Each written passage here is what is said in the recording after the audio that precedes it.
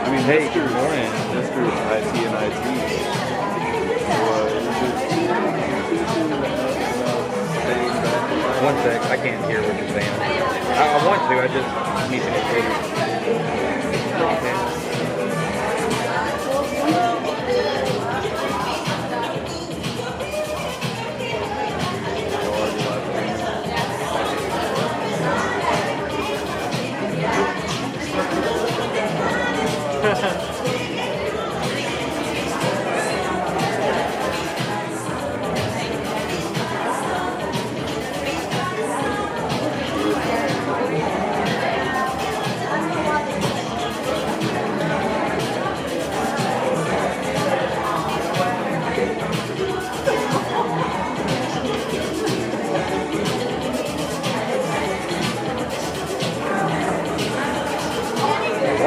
Hello, Sidney.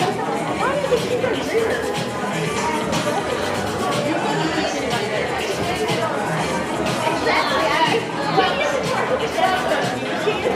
Now let me tell you what I was doing. So, on the YouTube studio side, it's all changed up now. I took the live stream key from YouTube, I built the OBS studio, and I started streaming. But when I did that, on the YouTube side, I had originally set it up to be appropriate for kids. I thought, I don't know, they do whatever. And it disabled the chat. So I had to basically reset the whole thing, the whole settings, and tell it it's not for children. So they can chat. That's it. That's what all this mess is for. So now, there's about a 7 or 8 second delay. I'll monitor the chat on my own. I think I can do it on my phone.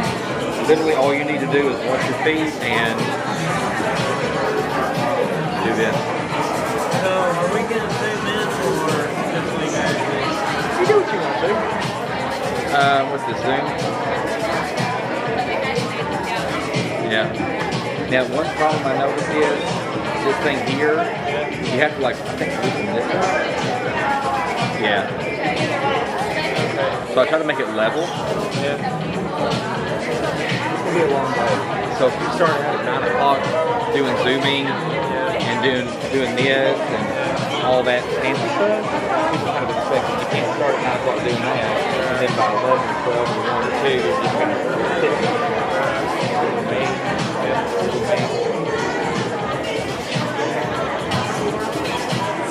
I would just make sure Moncrief is in the video, and that's it. If he gets up and he walks over there, you just make sure that he's inside that camera. Yeah. At the end of the day, there's no expectations from the executive. No expectations from me. There's not from Jenny. It's straight up, this is a live stream. I mean, as long as everybody's here, right?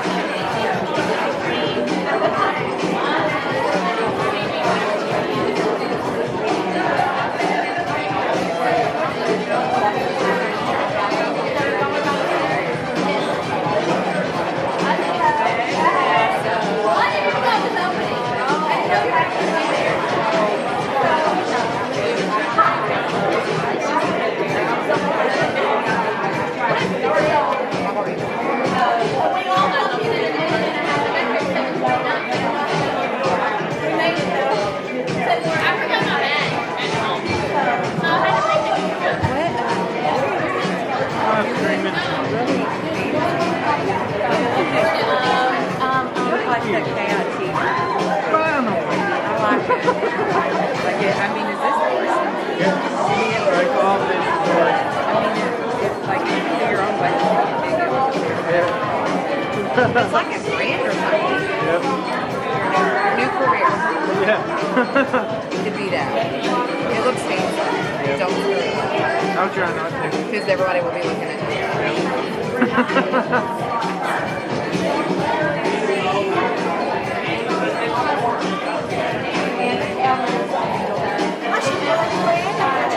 On the iPhone?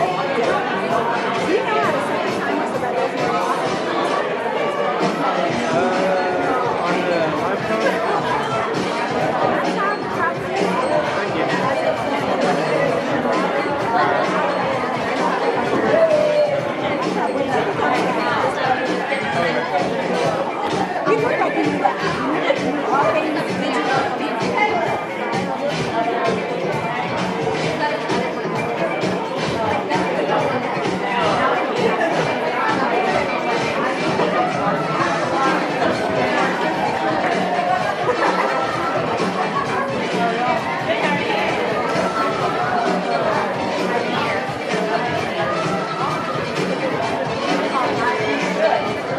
Good morning. How are you? Doing good.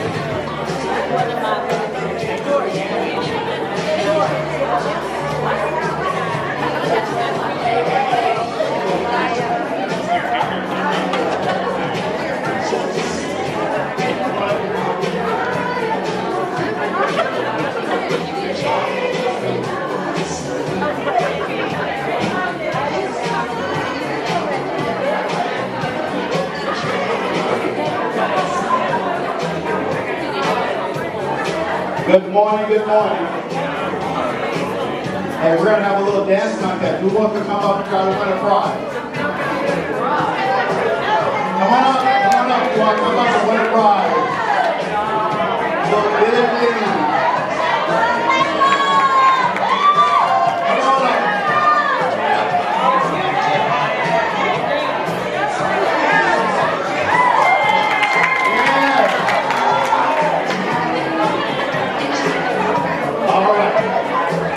We're going to see who is the best dancer. That's okay. This song is Billie Jean. We'll start all over. We'll start over. Here we go. This is the song. Go, go, go for it. Go, go, go, go, go, go, go, go, go, go, go, go, go, go.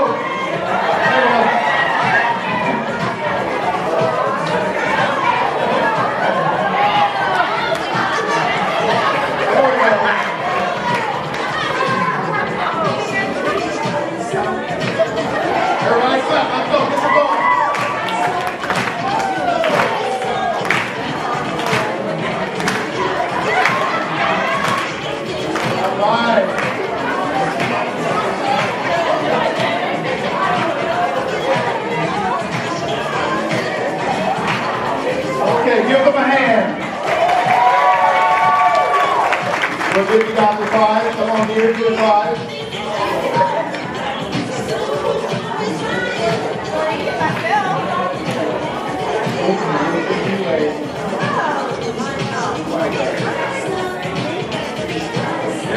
Yes, that's what the community is all about. Having fun, working together, building your community.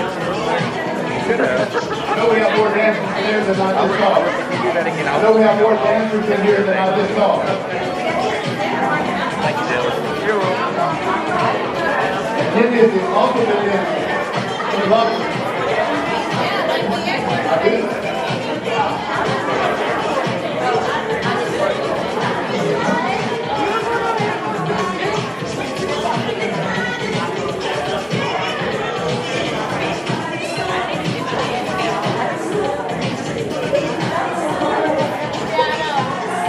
What?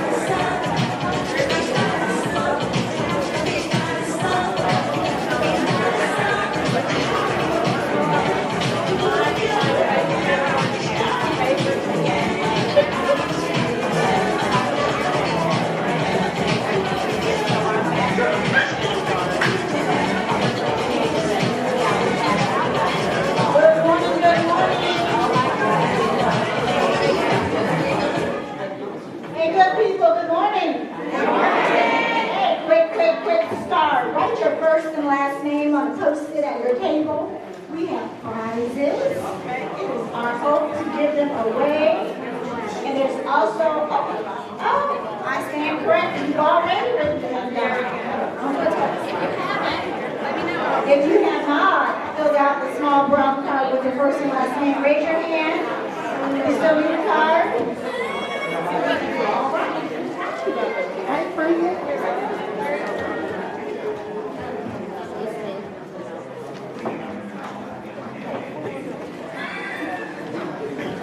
All right, everyone, welcome. Good morning. We will go ahead and get started. Hope everybody's excited. Today's Friday. Yay!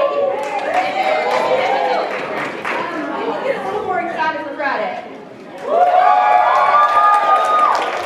That's better. That's better. Thank you very much. Okay, just a few things I want to let you know. The bathrooms are around the corner. You may have found them. Please be good stewards. Please make sure that you clean up, flush the toilets, all that kind of good stuff. So we are allowed to come back and use the facility. I hope you like the facility.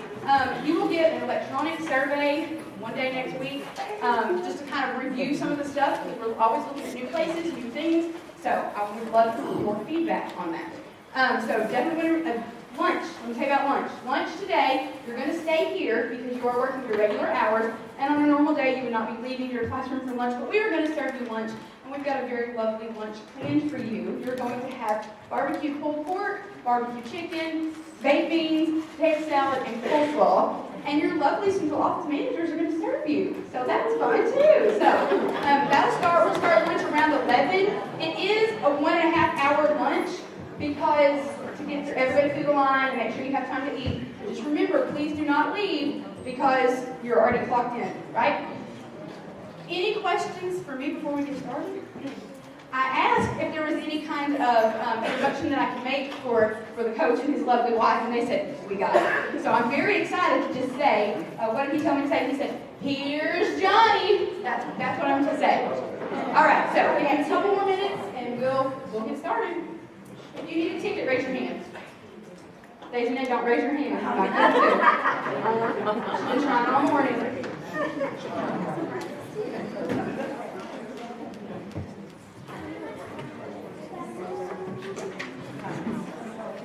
Hello.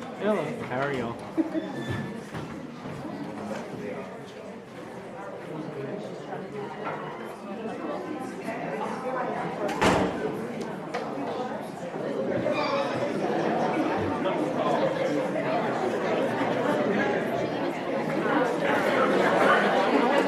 Hi, everybody out there in Northwest and Central Arkansas. Please, if you will, text me your list of people that are there, and I am going to put your names on there and put you in the drawing as well. So you may not get your prize today, but you'll definitely get a prize if your name is called. So text me that list if you have my number.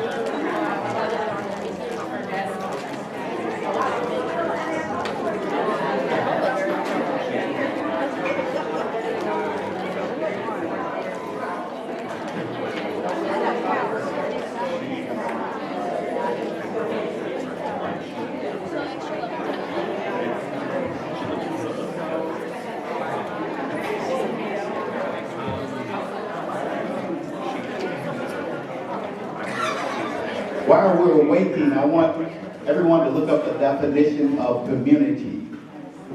Community. The definition of community. And if you need a handout, raise your hand. Handout hand, get it? You need a handout, raise your hand.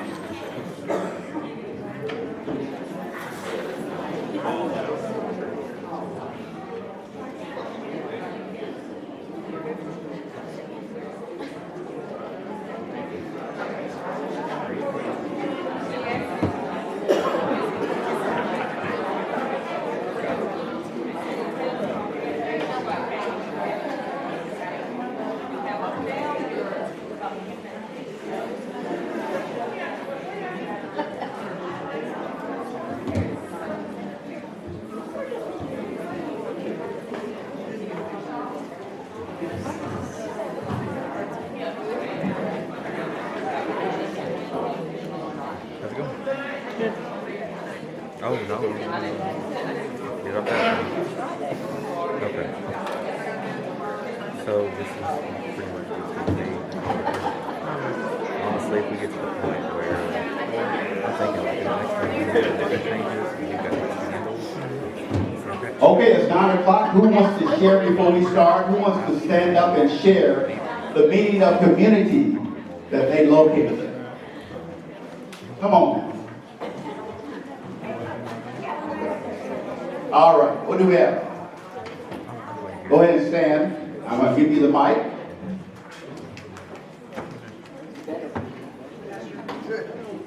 Loud and proud. Community. A social group whose members have something in common, such as a shared government, geographic location, culture, or heritage. Okay, great. Give her a hand. Yeah. Anyone else with a definition? That's a pretty good definition of community. We want to make sure you all understand. It's the feeling of fellowship with each other because you share common attitudes, interests, and goals. Community. That's what we're here for today, to try to enhance your what? Louder, enhance your what? Louder, enhance your what? Because nothing's worse than living in a community where there's confusion and drama. That's the worst. If you're living in a community like that, it's just not any fun. You have to go in and out of it every day. So What you can do about it is to work to enhance the community here at Early Learning. In the past, we called this workshop team building. We switched it to community building. We would say, how many of you have heard there's no I in team? Heard that? Well, there actually is an I, an individual, you, that contributes to the team. So there's so much that you can do to make this community what you want it to be. We're going to talk a lot about that today. We are Moncrief One Team, and we're going to introduce ourselves. This is a lovely, beautiful Takesha Moncrief. Give her a hand. Well, it's close to Mother's Day, so I have to give her a compliment. I'll take it. Yeah. But this is Dr. Moncrief. Takesha Moncrief. I'm originally from Wisconsin, Milwaukee. I'm an educator by trade, so I'm one of you. I've taught first, second, third, fourth, fifth grade. I left the classroom to become a coach in literacy, and then I became a curriculum generalist. I've done a lot of school improvement. I still coach teachers to this day, side by side. I also own and operate a tutoring company online. Coach and I own a people development business. We do this for a living, and we absolutely love what we do. I absolutely thank you for all your hard work in the field. This is a thankless job. How many of y'all know that? Thankless job. Give yourself So a thank you. Thank Thank you. We appreciate you. This is Teacher Appreciation Week. Are y'all getting treated like kings and queens? Well, I'll tell you what, you've been treated like kings and queens because you're here today. Yes, How about and Google Teacher Appreciation Week. You should be getting some freebies and some discounts at restaurants in your community. So if you're not appreciated ever, you haven't heard that you are appreciated today. Our hope is that you will learn and be affirmed in your position. Dr. Moncrief, should I call you Dr. Moncrief or wife or boo, or what should I call you? Dr. Moncrief something. Dr. Moncrief. We're a business industry. Well, my mom she worked at Head Start. Yeah, she worked at Head Start. And she worked at Framer Elementary School in Little Rock, Arkansas.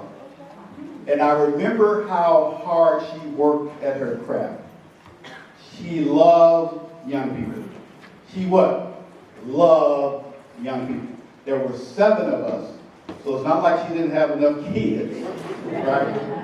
But she would come home sometimes, she'd be working on projects for her Head Start students. Tremendous person. She passed about 4 years ago, and a lady came to her, I guess her wake, or what? Yeah, came to her wake, and she said, I just want you to know, Miss Moncrief, she really changed my life one day. I was crying and people were bullying me. And she came up to me and said, honey, don't worry about it. You're a beautiful lady, and don't worry about what they're saying about you. And she said, I want you to know, and that was like 50 years ago. I want you to know that changed my life. And I was like, are you sure you're talking about my mom? She would have told me, boy, you better tough up. But that's the impact that you have on the lives of other people. So today we're going to have fun. I'm Coach Moncrief. This is me. I play basketball for the Milwaukee Bucks. I play for the Arkansas Razorbacks. Yeah. And I traveled to Jonesboro a lot when I was in high school. Matter of fact, Jonesboro was one of the top 3 schools on my list to attend. They actually paid more money than Arkansas. That's a joke. But I chose Arkansas, so I spent a lot of time in Jonesboro in high school at Arkansas State University. I later played for the Milwaukee Bucks for 10 years, played for the Atlanta Hawks for a year. I coached in the NBA for 7 years. I coached in China for 18 months, Beijing, China. Got a chance to travel the country, see a totally different way of life. Fascinating country and people. We have had this company now together for how many years? 8. We've been married for how many? 7, right? We known each other for how long? 11. She got it. She's nailed it. She's nailed it. I am an entrepreneur at heart. I started 7 companies, and this is our people development company called Moncrief One Team. I've written How many, she does not know this. I've written how many books? 12. I've written 10 books. Hype you up, that's my job. That's okay. And my newest book is called 13 Game-Changing Principles to Live Your Best Life Now. And it is in print as we speak. So I'm very passionate about helping people become better. And we want you to live your best what? Life. Live your best what? Life. Yeah, live it right now. You don't have to wait for that. Live it right now. And part of living your best life is making sure your community is conducive to you growing and making sure that your well-being is intact. Very important. Community. Very important. I have a short video that I show you with me playing basketball. Talk about a little video, please. Say something. How many of you have played on a team, a sports team? A band, that's a team. Choir is a team. Even if it's not sports, your family is a team. So what we've known is that for years we've had to work with people and quote unquote get along with people and contribute to these teams, but rarely have been fully equipped to do so. You just join your team and do your part. So we talk a lot about what does it take to have a high-performing team. Like how do you stand out, become an all-star? How did you become an all-pro or an all-star? What do you call it? Hall of Fame. I want to be real with you. You want to be real today, right? Yes. Gonna be real. Now, I live in the community now in Little Rock. We live in Dallas. We live in Little Rock. And I live in my mom's old house. Now, my mom's old house is in the neighborhood somewhat. I'm not a neighborhood person for about 30 years. I've been spoiled. I've been spoiled, you know. And but it's a neighborhood. It's a community. Now, it's not the community that I what? Love, because it's not what the community I'm used to. Now, if I really am fed up with that community, guess what I can do? I can move. Or I can make it better. I can make it better or I can what? Move. And sometimes we get a little bit twisted with our community at work because there's a lot of things we want to happen that's not happening. I work with people, I understand that. People work for me, they understand that. However, you have options. So we want to focus today on how you can improve your community so it can be a great place to come work day in and day out. Here's a video, Hall of Fame video. Soaring onto the national scene in 1978, Sidney Moncrief led the Arkansas Razorbacks to a Final Four. A year later, he was selected by the Milwaukee Bucks with a I'm sorry, that's a new full screen. and his swarming defense would elevate him to superhero status. Sort of like Spider-Man. You can skip like blue. When you got a ball, think out of Indy. He was not giving in. He challenged you all the time. Sidney was a very tenacious defender. There's no question he would stop it. He stopped many yards. When Moncrief wasn't suffocating the opposition, he was also scoring with frightening efficiency, physically imposing his will. Sidney was a tough post player. There were nights that he'd have 35 points and probably not take anything over a 6-footer. Offensively, he was the guy who would put the dagger in you.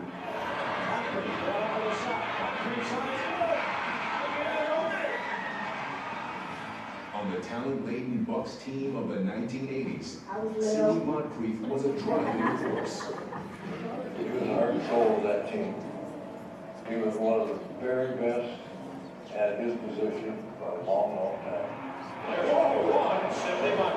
Sidney Moncrief was honored as the NBA's Defensive Player of the Year twice and was named to the All-NBA team in 5 consecutive seasons. Competitive, physical, relentless, are those all words that describe Sidney Moncrief? All right, you're going for Coach, Hall of Fame. I love what you said earlier before we get started about the I in team. This video is brought to you by catbeats.com. The I and T. Custom snapbacks and pads. Dr. Moncrief, what do you mean by that? The I and T. Well, we always talk about, you are an individual, and yes, you are a part of a team or a community. But it really is what you make it to be, right? How you contribute to the team makes or breaks the team. Something about that. What are your thoughts? When I played on the team, someone wanted to tell me, how do you think my workout went? How do you think I prepared every summer? What do you think I did in the summer? I did, don't be shy. You did a lot of running and training. I did a lot of running and training, and it was totally unsupervised. No one was telling me what to do, when to do it. I would get up in the morning, I'll tell this story, I would get up in the morning, and I would get to the track in Little Rock about 7 a.m. And I would just start my routine of running and doing sprints. And running, I'm not going to say running miles, running a mile. And doing quarters, and then a 100-yard dash. And I would get on the football field. I was working my legs, sliding on the football field. I would do that for about an hour. And then I would make it to the fitness center and do my weights for about 1 hour. After that, I would go to the gymnasium and just work on my shooting, ball handling, shooting for about only an hour. I'm already tired. Then I would go home, rest, take a nap. I would get up at 4:30. I'm sorry, I wouldn't get up. I would get back to the track at 4:30. 98 degrees, humid, Little Rock. I was building a football field, working on my legs, sliding, getting stronger, getting mentally stronger. Then I would go in the basketball gym and work out for about 2.5 hours. And I repeated that over and over and over again because I wanted to get better, because if I don't get better, the community can't get what? Can't get better. So your challenge today is, don't look at your teammate. Don't look at your coach. Look at who? Look at yourself. Now, I play basketball, so I understand blaming the coach. Because as a player, you're going to always want to what? Blame the coach. As a player, you're going to always want to blame what? Your teammate. Always want to blame the media. But at some point, I had to look at who? Look at me. Look at me. Because I want to get better. Because if I got better, I could leave that community. If I didn't like it, right? I could go anywhere to be marketable.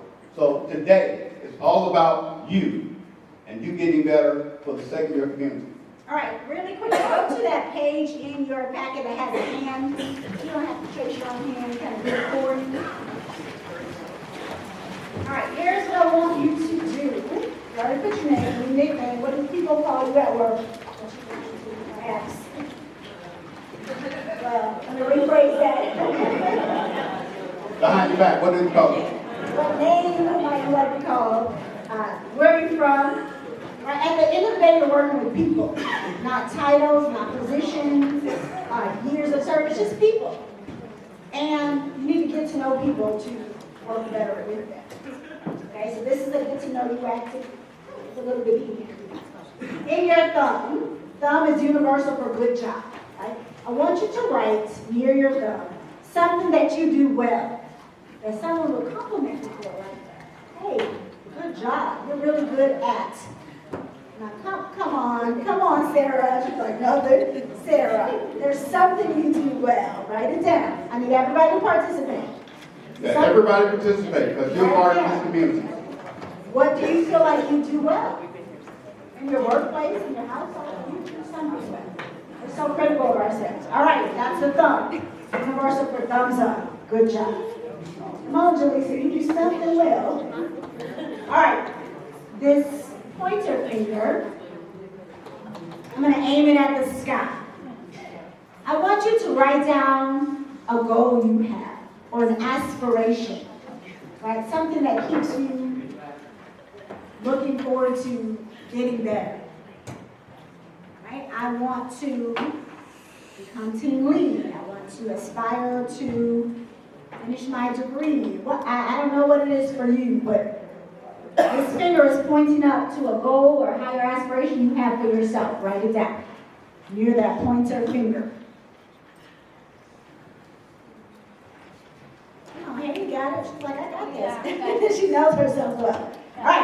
the pointer finger, or this middle finger, I'm going to point down, not flicking it off, flicking you off.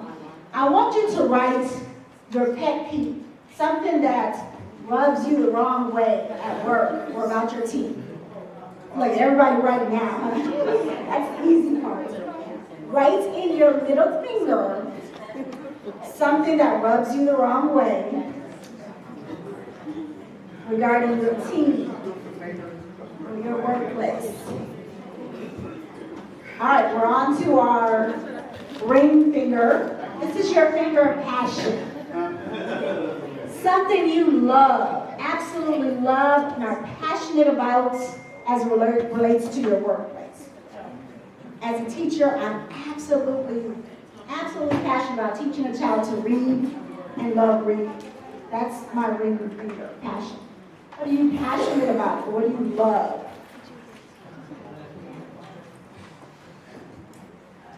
Moving on, and your pinky finger, I want you to write down. See how I'm holding this? I want you to write down a little known fact about yourself or talent that nobody in this room knows. Keep it clean. There we go. Sometimes we know people in our team, we've worked with them for a long time. What would no one guess about you? This is something you want to share. Like you can never look at Coach and guess he makes a mean peach cobbler. With fresh, freestone peaches. Definitely has to be fresh. He goes to the Don't orchard. He drives for 45 minutes to an hour. Actually, I drove one time for 2 hours. Just hand-pick some peaches. I'm very enforcement travel.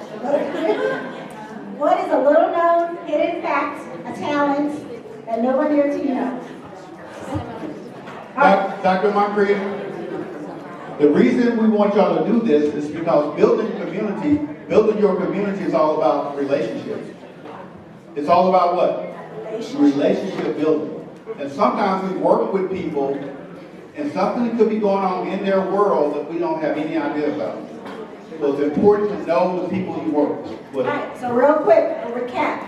Thumbs up, universal sign for something you do well. Pointing to the sky, a goal or aspiration you have. Pet peeve, middle finger, something that rubs you the wrong way, you can't stand it winning. Passion finger, ring finger, something you love about your job or workplace. And pinky finger, a little known hidden talent or fact about you that nobody knows. Right? Get it? Got it? Good. When we say go, you're going to stand with your hands. We are going to play some music. We got to get you moving. I know it's early. When the music stops, ask you mix and mingle. When it stops, we're going to share some things on here with people across the way. It's very important that we participate. So if we ask you to move, we need you to do what? Move, because sometimes we do this and people just stand right next to the friend. So you hear the music, you're going to move. When the music stops, your way across the room. Then we're going to give you instructions. Come on, you got some. Ready?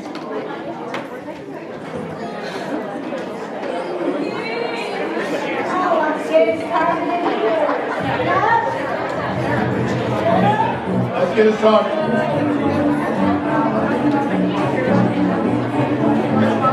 Move around, move around.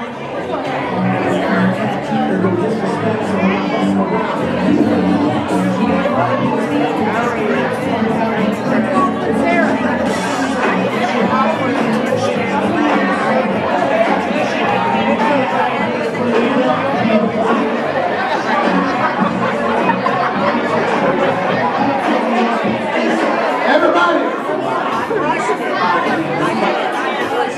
Here we go, get ready. Let's get this started.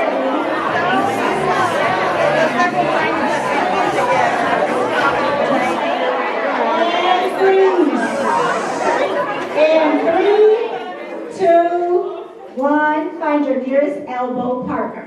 Stand face to face, facing square off. Raise your hand if you need a partner. All right, next to people over here. You can have a triad if you're isolated, showing someone. If you're watching us on video, make sure you do the same thing. At your locations. All right, you are going to introduce yourself. Say where you're from, and share what's in your thumb and pointer. Thumb and pointer. Go.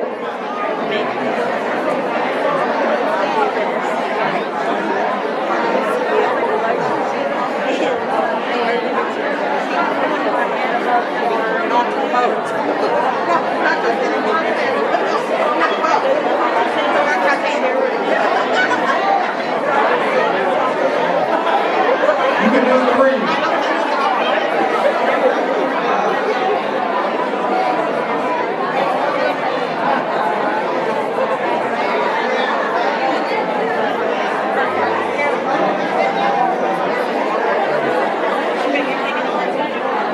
That's cool.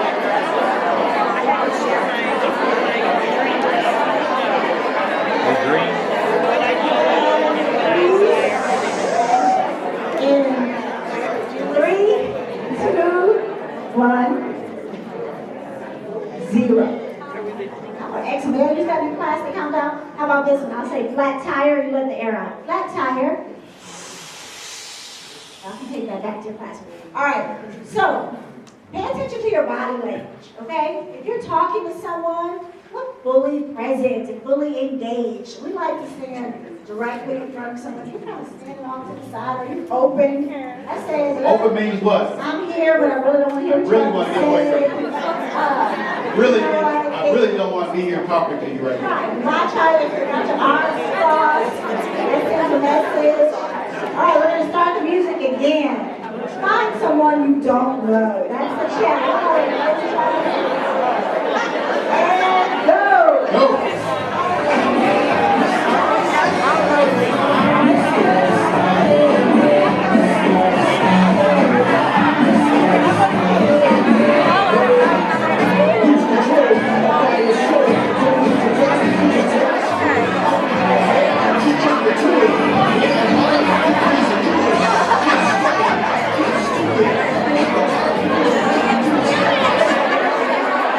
Flat tire.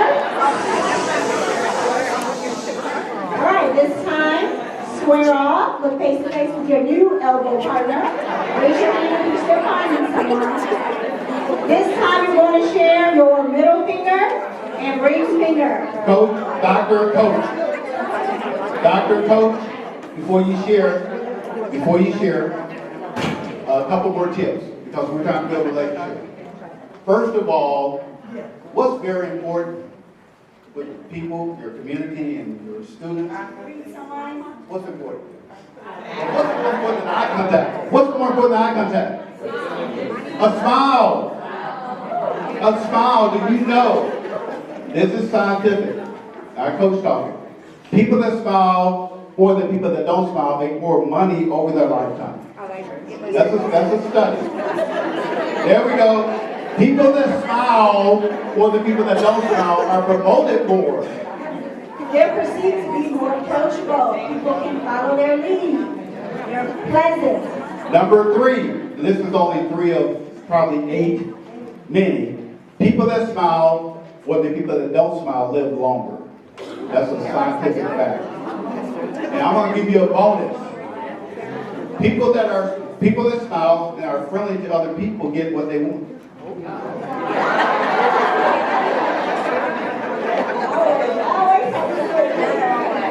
All right, introduce yourselves. Share your middle finger, ring finger. Go.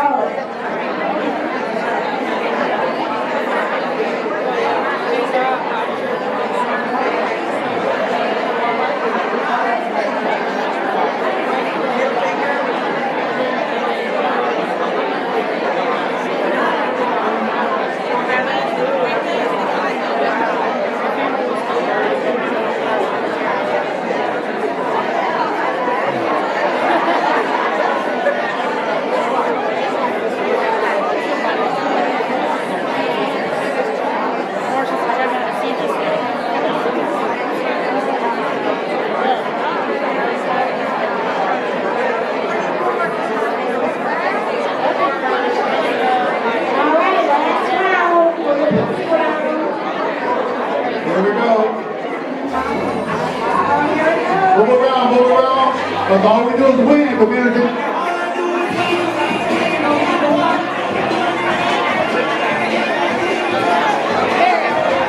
Everybody, get ready, go, go, go.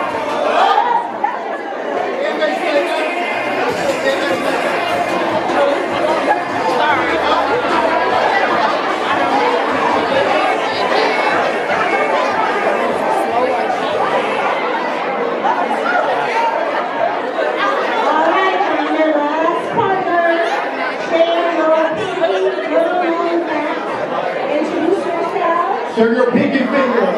Pinky finger.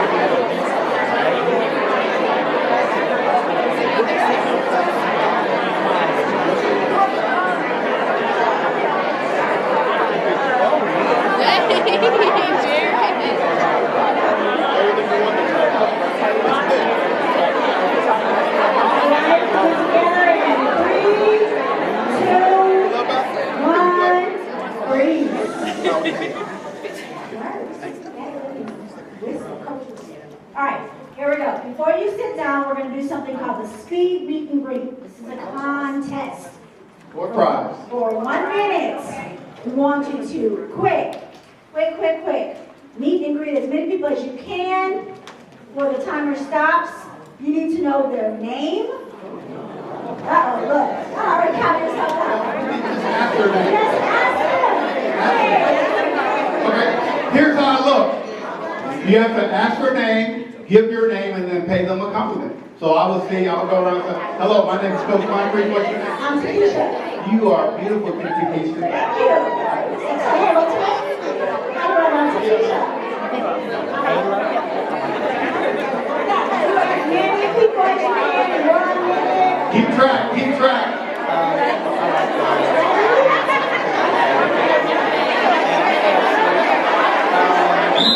Go!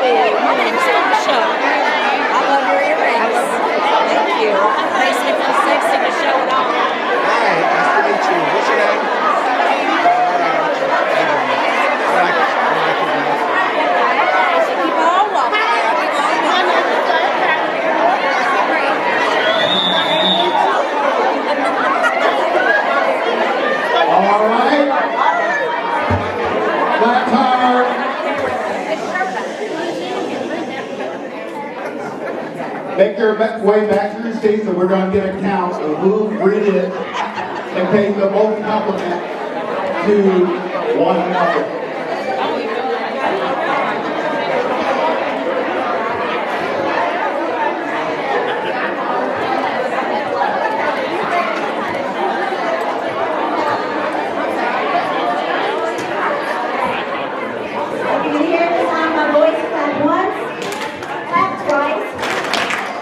Raise your hand if you feel like you can name 6 people you met. Well, you don't have to name, this is honor system. Just tell us how many people did you greet doing this contest. Anyone agree more than 10 people? Agree to more than 10? Anybody? How many did you agree? How many? 13, and what about you? 10. So 13, anybody with more than 13? 11. You did 14? I think we all are doing like golf. You're doing like when you play golf.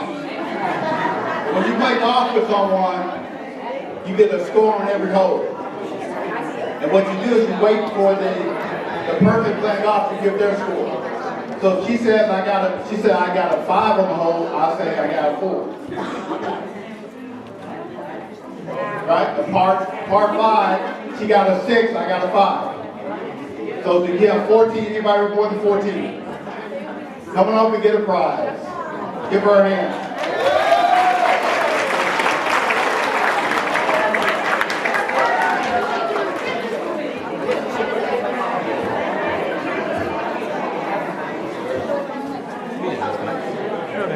All right, come on down. You will receive a kindness and action scratch bag.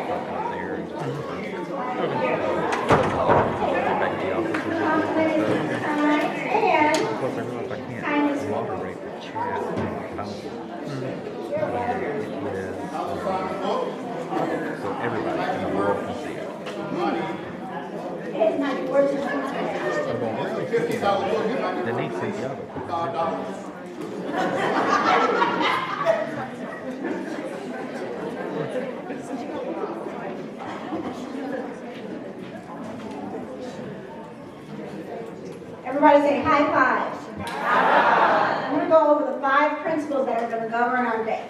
Kind of our objectives and what we hope to accomplish today. They're at the front of your community building page. Our 5 principles of community building. Our goal today is to increase emotional intelligence that will help you build personal awareness and eventually better relationships. First page, it's in Roman numerals at the top. Increase your emotional intelligence. Half the time, people really don't care how quote-unquote smart you are. It really comes down to how well you treat people and how well you know yourself. You know you can't grow if someone can't tell you anything about getting better, right? How do you get better? No one can tell you anything. So we're going to talk a lot about emotional intelligence. Let's talk about emotional intelligence while we're doing that now.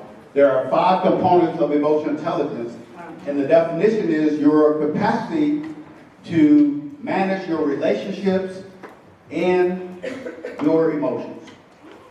How many of y'all know someone that goes from 0 to 100 real quick? Now, don't point to anyone. I know you all raise your hand for yourself, right? Don't point to anyone. We all can grow, get better, and manage our emotions and our relationships with people. If there are 5 components real quickly, and this is one we all lack in. Self-awareness. You all realize that I read a lot of studies. I only read the flip notes. I don't read the entire study. That 95% of people that are surveyed about their self-awareness say they have good self-awareness, but only 10% actually have good self-awareness.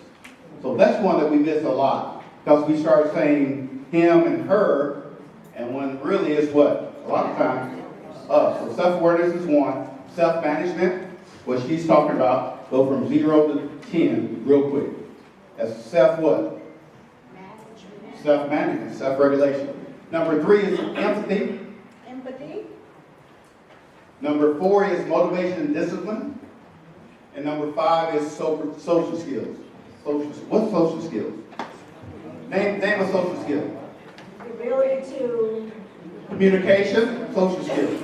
communicate, Interaction, social be skills. flexible, work together as a team. Flexibility, social skills. Those are all things that we need to interact with other people. That's called social skills. So those are the 5 components of EQ, emotional intelligence. All right, that's number 1. Our second objective is to build your capacity for grit. Everyone say grit. Grit. We don't mean grits like with the salt or the butter or the sugar. We have an acronym for grit. G stands for growth. Everyone say grow. Grow. We need you to get better every day. We're not asking you to leaps and bounds of changing their full character. Just grow. Get better every day. R is resilience. Say resilience. That's your ability to bounce back. I always think about the rubber band. You know life will ebb and flow. Things will not go well all the time. But the best of the best, they bounce back and get back to being their best selves. Right, so we have growth, get better every day. Resilience, the ability to bounce back. I is intentionality. Say intentionality. That just means do things on purpose. Right? Nothing happens by happenstance. You don't just get better as a community or a team just because we say we will. It really is about being intentional about what you will do. And the last one is tenacity. What's tenacity? Stick to it. You have that dogged attitude that we are going to get it done.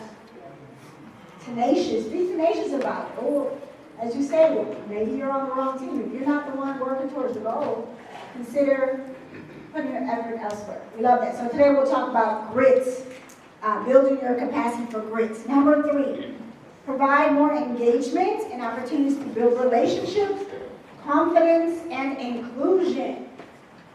Of those 3, relationships, confidence, and inclusion. Everyone circle inclusion. On number 3.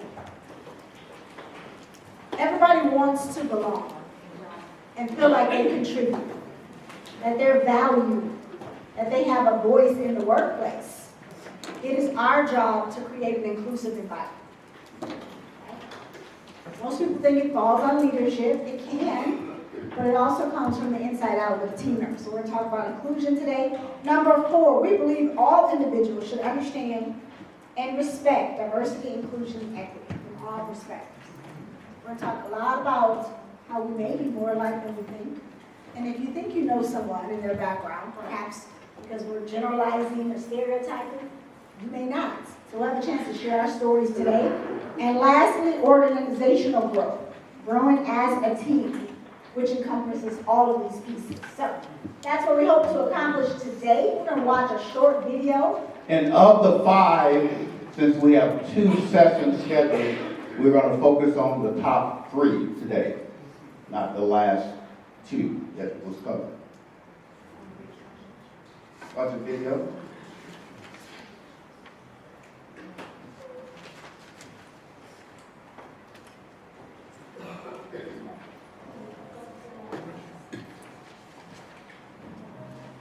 When we're laying on our deathbed, you're not going to worry about how much money you had, how much power you had, how much prestige. You're going to see that that was all game, that was all an illusion. The only thing that's going to matter is the impact you have on other people's lives. We are all on a separate journey.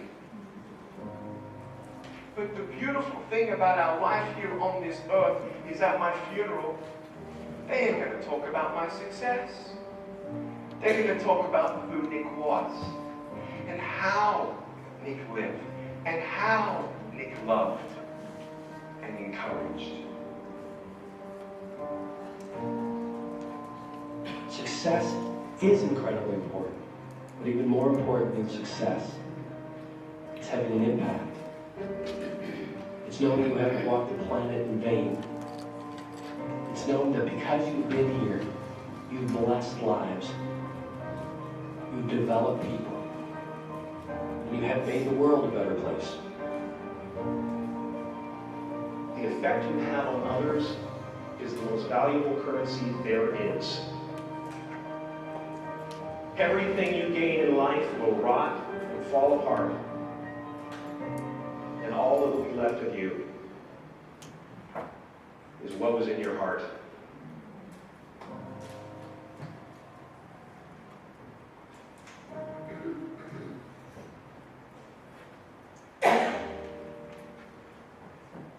Life is a mirror. And life gives us not what we want. Life gives us who we are. When you were born, you cried while the world rejoiced. Live your life in such a way that when you die, the world cries while you rejoice.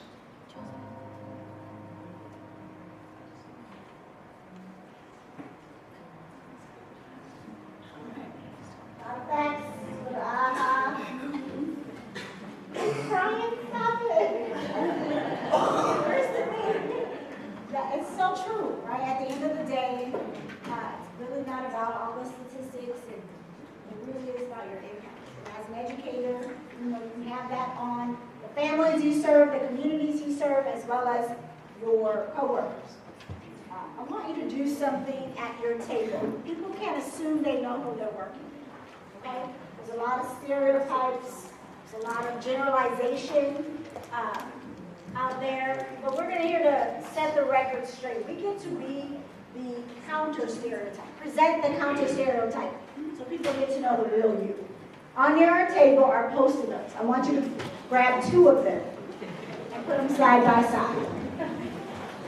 Need somebody to let me know. Okay, 2 Post-it notes. Full participation. Full participation. 2 Post-it notes. Part of being in a community.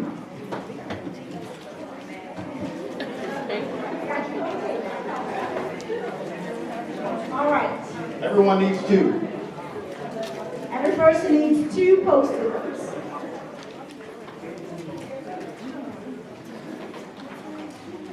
On 1 Post-it note, at the top, I want you to write, I am, and then draw a line.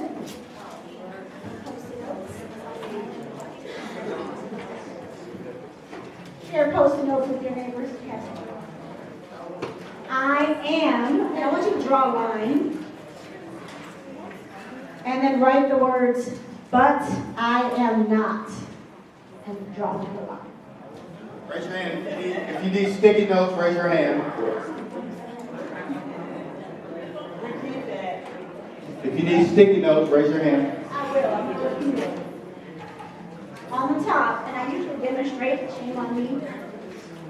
I am, draw a line, and then write, but I am not. My husband's not being my damn right.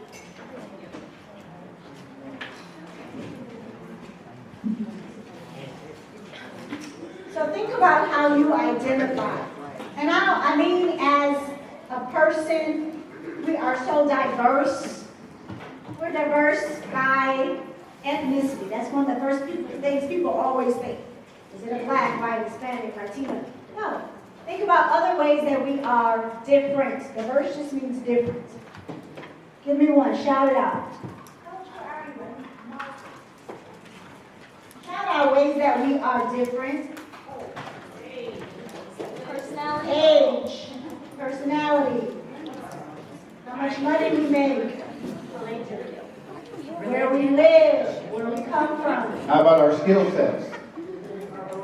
Our beliefs. Ethnicity. I like to use the word ethnicity over race. There's really only one race. What's the one race? Human race. I cut myself or cut you, you're going to believe that we are Homo sapiens, biologically, we're in the same species. When we start to differentiate race, it's almost like we're saying that other ethnicity is in a whole different species. And that's where some of that division comes from. So think about, yes, we have different heritage and ethnicities, but we are only one race. So that helps to build your community. Remember I talked about the community I live now? You know what I love about it? It's diverse. It has Hispanics, it has whites, it has Asians, it has African Americans, it has a lot of different religions, a lot of different, every house looks different because people have different ways they decorate it based on who they are. There's a beauty in diversity in building your community. That's why we're going over this activity. Right, and we're diverse by generation. This is the first time in history we have baby boomers. 5 generations working together. Think about it. First time in Generation history. X, my ex was Generation X. Our children, millennials. Be proud, millennials. Generation Z, is that millennials? teenagers are Y now or X? No, we're X. They have a whole different way that they're being brought up based on what society and media and so on. We have different generations that we're working with. So you could use this statement. I am a millennial, but I am not. What's the stereotype we have for millennials? They're lazy, but I'm not lazy. Don't stereotype me. Don't put me in that category. Right? Selfish. I don't work hard. They may have a stereotype about your ethnicity. I am a black male, but I am not a criminal. I am a black woman, but I'm not angry or loud or extra or whatever might be stereotyped. But even like, I am a supervisor. You know, we stereotype some supervisors, or I'm a leader, but I am not exclusive, right? I'm still an inclusive person. So you start to think about who you are. Think about the stereotypes that surround what you identify. I'm a Christian. I'm an atheist. Whatever you identify with, that someone can look at you. I am a person who wears braids, but I am not. There's a stigma with natural hair, or I am short. I challenge, but I am not. How many of you have something down already? Raise your hand. Start to think and go ahead and write. I'll stop talking. Think about how I'm a woman.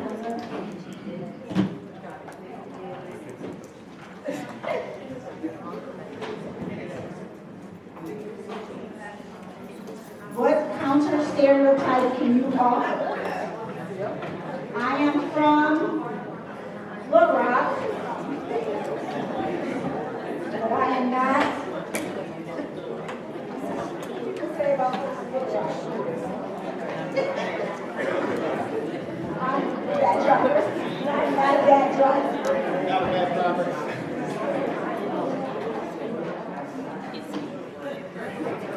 I'm going to write something in.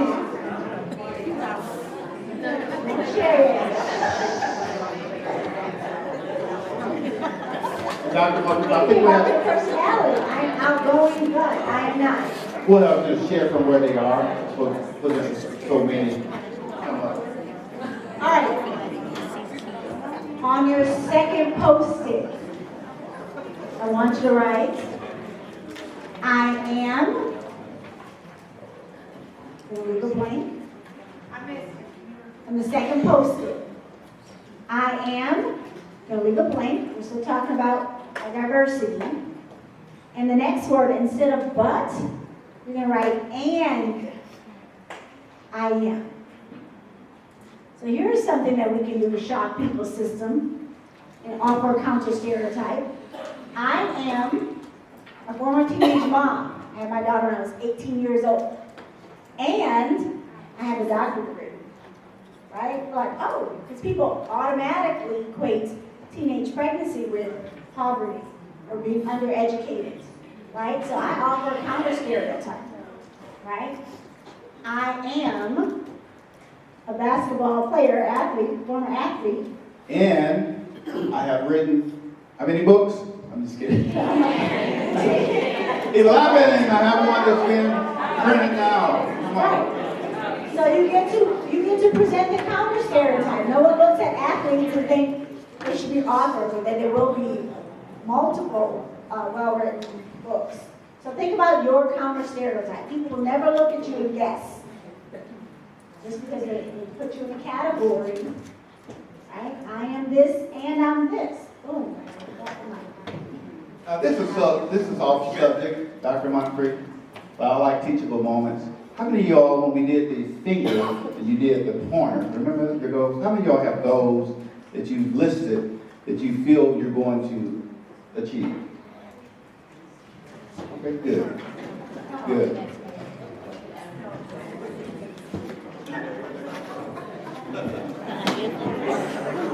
I am an early childhood educator, and they have stereotypes about people who work in your community.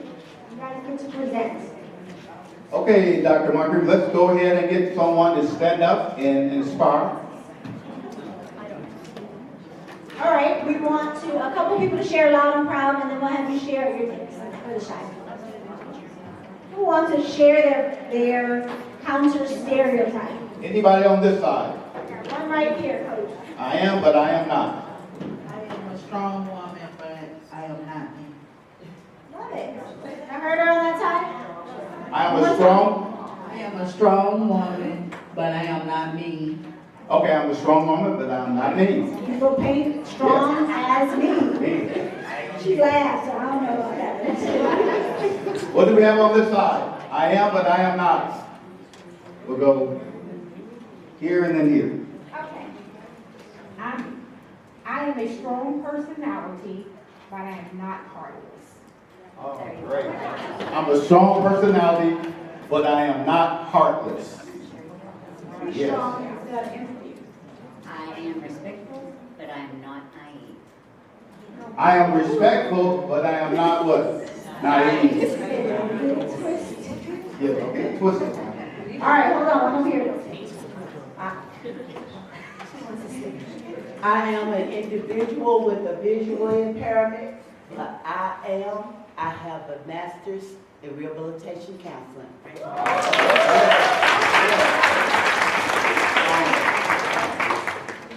Always want to put some limitations on people. You have to let them know you are the kind of stereotype. And the reason I said about the corner, which you laughed at, is I want you to know you can accomplish anything.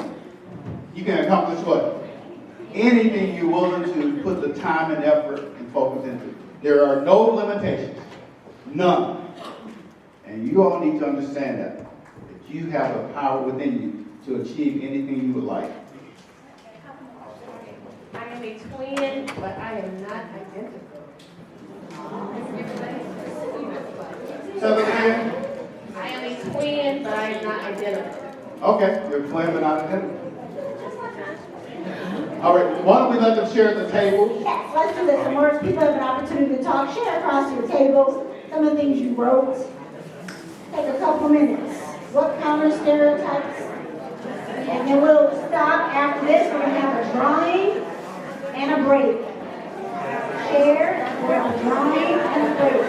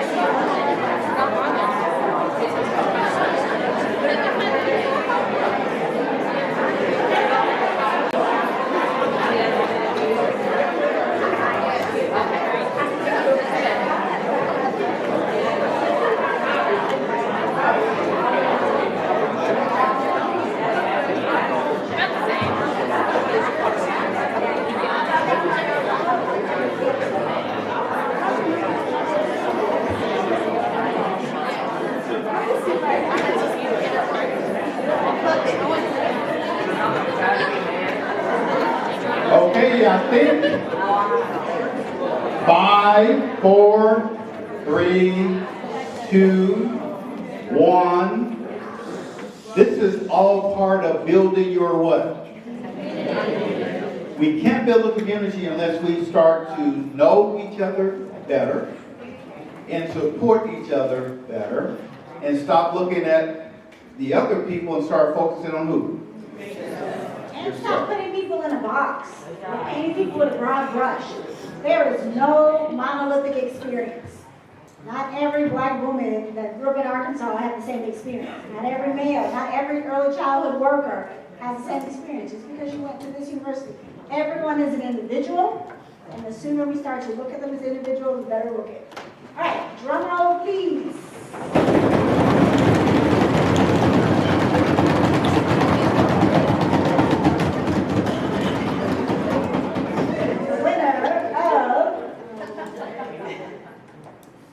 Marshall Witt.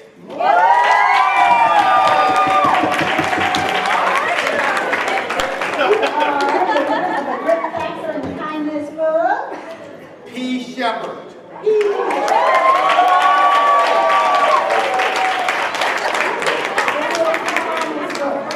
Make sure I sign it on break.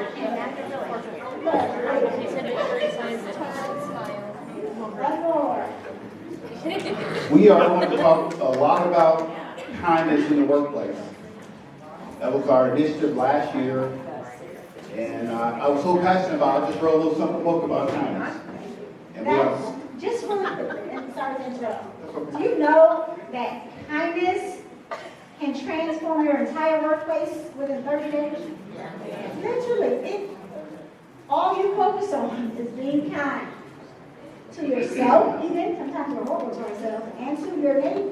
That will change the entire environment in the shortest amount of time. Faster than any initiative you have, any buddy system, Sunshine Club, just being kind to the kids you serve, the families you serve. the parents. Because I know they can get selfish, what? Kind to them. Very important. I always like to say, I travel a lot.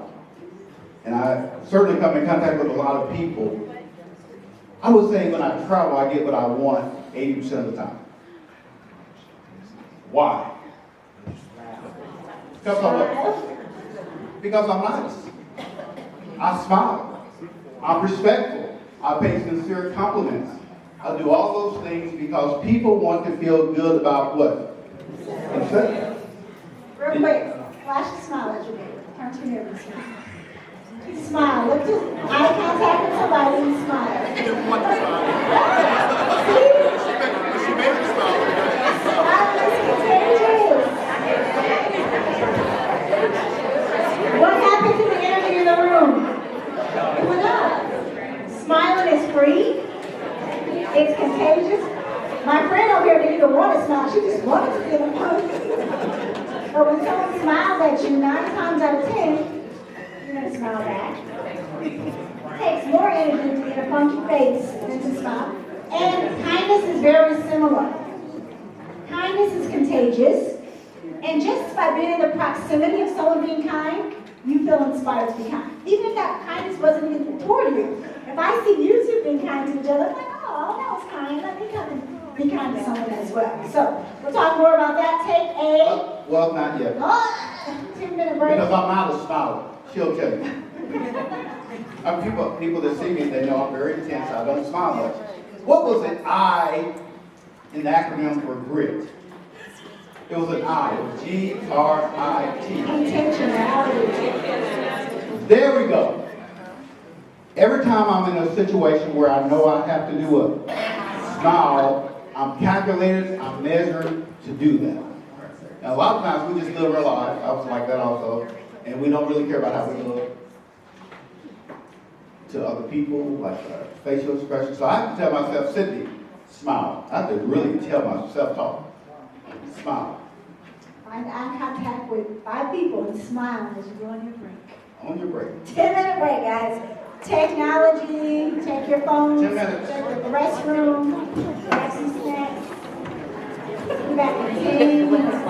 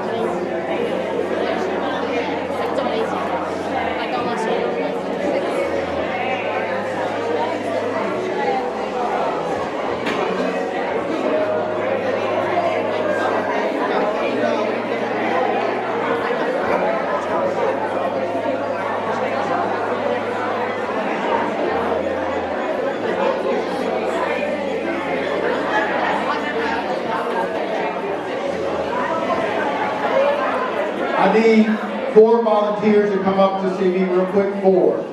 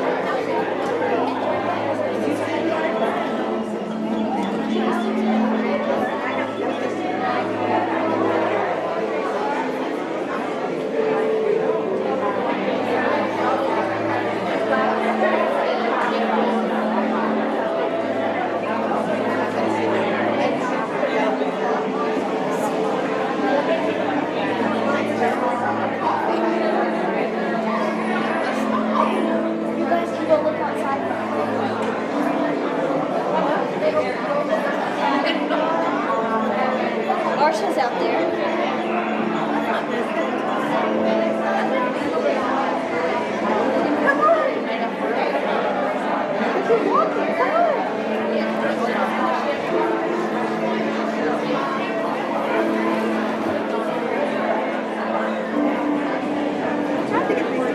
Four minutes. 4 minutes.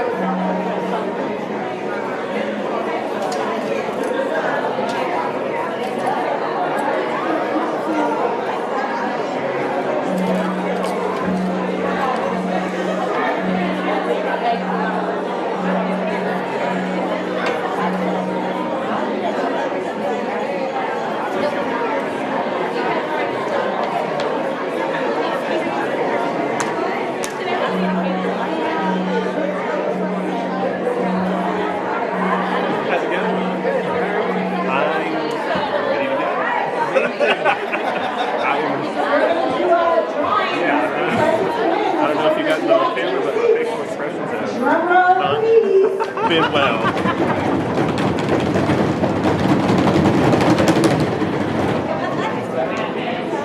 And the winner is Debbie H. She didn't put her last name, but she can find so much. Who knows H is? What's the name? Drum roll, please. That is somebody. That's Debbie Hernandez in Northwest. Woo! Hey, Debbie, we're about to give you a present. She's across the screen. We are going to give her a Kindness in Action swag bag. Thank you. She's participating. Where is she from? Northwest. Thank you, Debbie. All right.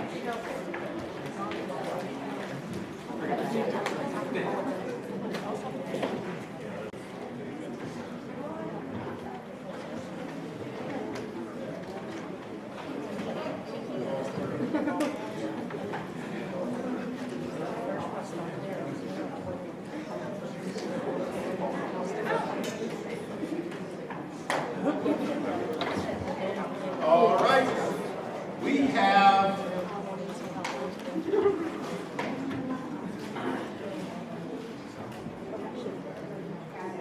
all right, we're going to go off script a little bit because this kindness thing is in my spirit so deep. And I know it can transform your workplace. I know it will if we buy into it. So how many of you have something to write something down? Raise your hands. I need you to participate real quickly. I want you to list 4 words associated with kindness. When you think of kindness in the workplace, write down 4 words. How does that look? If you have 3, you have 3. If you have 2, you have 2. If you have 1, no problem. You have 1. If you have 5. What words come to mind when you hear kindness?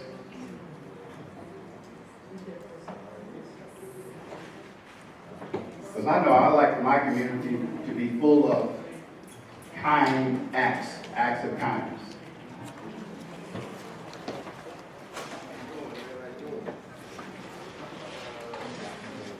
All right, so let's see, what do you all have? Someone just stand up and share.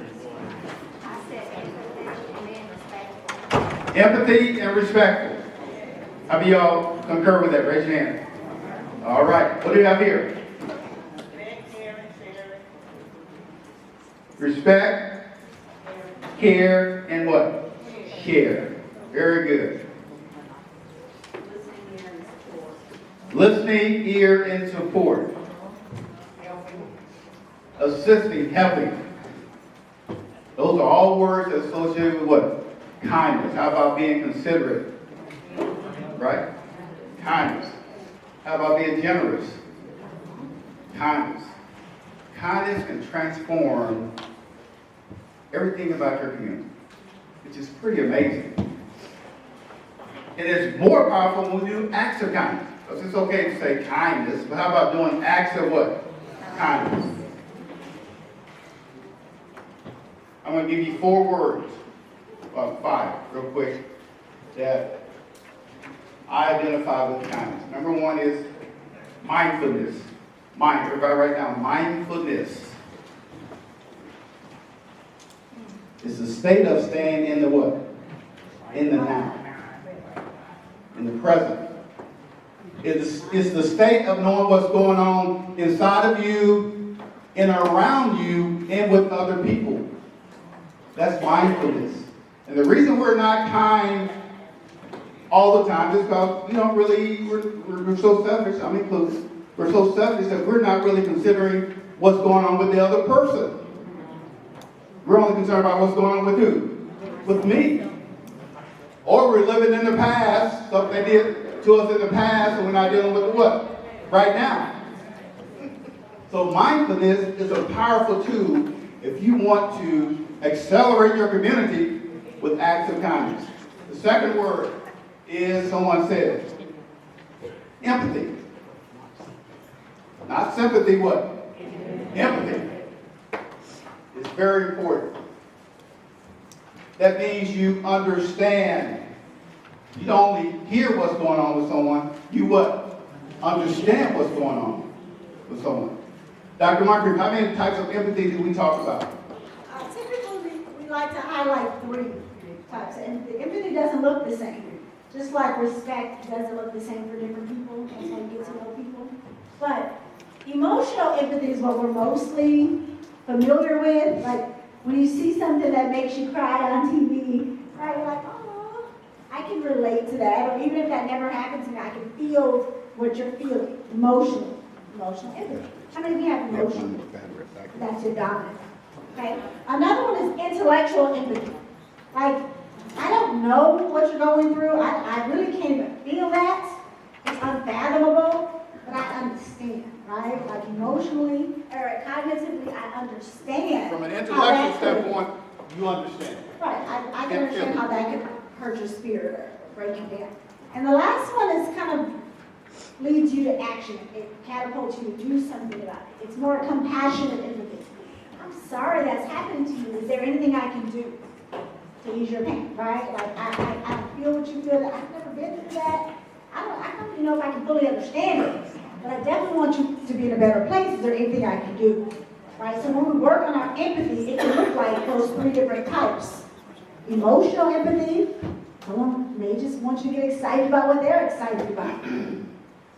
Intellectual, that cognitive empathy, I understand what you're going through. And then compassionate empathy is, I just want to do anything I can to help you get to a better. And here's what I found out. It's okay. It's okay to have either one. You don't have, I'm not emotional. I don't have emotional empathy. Not emotional, body. That's not what I am. However, I'm a compassionate empathy person. If I see something, I want to do what? I want to help. And some of you all are just cognitive. You intellectually understand. So I want you to raise your hand if you're dominant. You can have some of all 3, first of all. If your dominant empathy trait is emotional, raise your hand. Nice and nice. Nothing wrong with that. If your dominant trait is cognitive empathy, raise your hand. Okay. If your dominant trait is compassionate empathy, raise your hand. So a lot of y'all didn't raise your hand. And you do have one of the 3. All right, so empathy is the third word. The second word. The next word is listening. Who said listening? Someone said listening. Very important. With kindness, acts of kindness, if you listen, you have humility. That's the next one, humility. That means you're not looking down upon people. You feel they're as worthy as you. And it's easier to do acts of kindness. And the last one, which is one we're going to do in activity, is acts of kindness. Everybody put down acts of kindness. That's where you put your kindness in what? Kindness in what? Kindness in action. And that's what we want for your community. We want kindness to be so dominant that everyone feels it. Your teammates will feel it. The students will feel it. The parents will feel it. The leadership. Kindness in action. More so than feeling it, because it's action, it's observable. You will see it, right? You will experience it. And your workplace will embody it. You come into a lot of schools and organizations where you can feel if there's a kind of workplace or if it's a little hostile or a lot of those times. But don't stop there, because normally if it's hostile, they're not a good community. It's not a good performing community. It's evident. If it's a very inviting, kind environment, normally they are high performing. There's a correlation between the two. So right now we're going to take this sheet that you have on your table. Everyone has it. You have a bingo page. We're not playing actually the chips or the stamp. How many of y'all go to bingo with those things? All right, so bingo is what we're going to do. We want you to take your finger and peruse through some of these acts. There are a lot of ways to be kind. Give a comment. Think about what you can personally do, what you want to personally commit to doing. We've given you a ton of options. If you're not a people person necessarily, there's acts of kindness like picking up litter, trash in your work. That's kind. You care about what the families and the students experience, just like picking up the trash. Ma'am. Mark them up. The coach is going to give you the directions for what to do with this. I want you to just take a look at them, hone in on a few that you feel like you can personally commit to. And then you can add to this list, because you're going to have to get up pretty soon, and we're going to do activities with this sheet. Ready? Ready for the activity? All right. So when I blow my whistle, how about that? That's better. When I blow my whistle, you're going to get out of your seat. You're going to see how many people. You're going to go to a person, and Dr. Moncrief will show you how to do it. All right. It'll look like this. I have my sheets. I'm going to have my smile. Hey, my name's Coach Moncrief. What's your name? I met you earlier, Coach. I'm Takesha. Nice to meet you. And then I'm going to give her a compliment. You're going to give a compliment. That's what you're I'm going going to give her a compliment. Hold it. I love her compliment. Excellent. Thank you. And then I'm going to circle. I'm going to circle because I gave her what? Compliment. And she's going to give me whatever. I'm going to say please and thank you. You know how simple it is to say please and thank you? It's so simple. I'm going to commit to that, saying thank you. Sometimes we just forget. Then we're going to go to the next person. You have to work the entire room. No, not the entire room. But you're going to have about 5 minutes with this activity. So we're giving you an opportunity to practice some of these acts. Some of them are really simple. And then we're giving you an opportunity to commit to the 1 or 2 acts that you can do for the next 30 days. All right? We got some good music, of course. What's a training without music? I question some of y'all that listen to Michael Jackson's good movies. Let's go with your spirit. All right, let's get up. Go to it. Start. Don't forget to smile.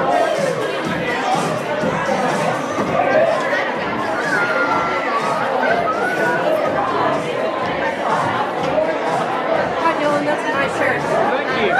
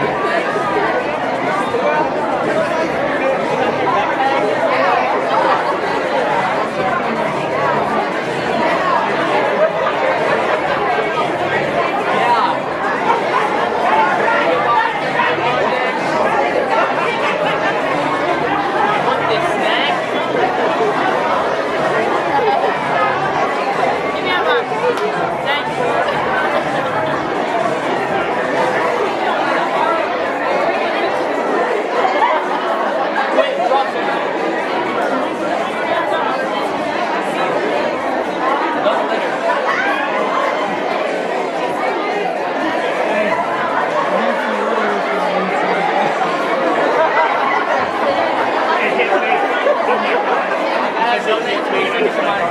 Tell me about something.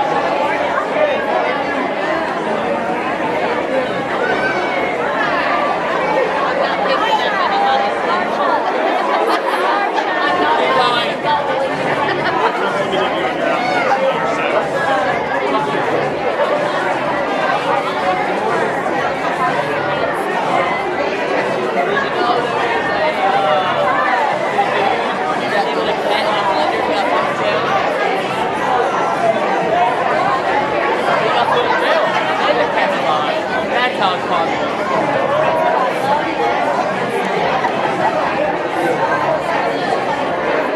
Take my seat. I actually do what's called the Taylor Foundation. Donate $1 for a Big Mac.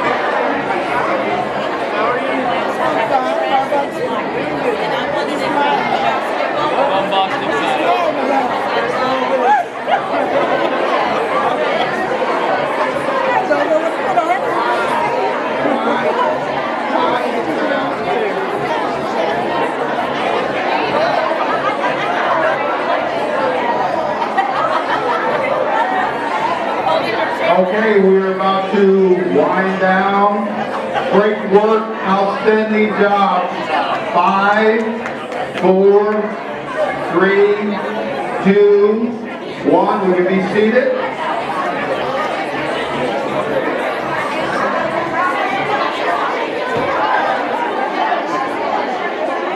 All right.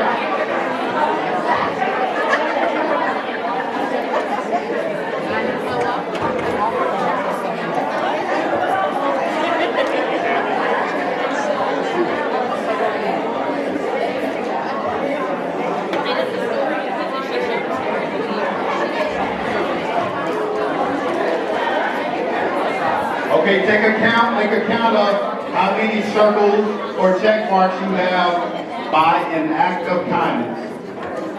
And put that number on your page. Sorry, can you say that one more time? Take a count of the number of circles or checks, acts of kindness, and put it on your page. Someone said, I had bingo a long time ago.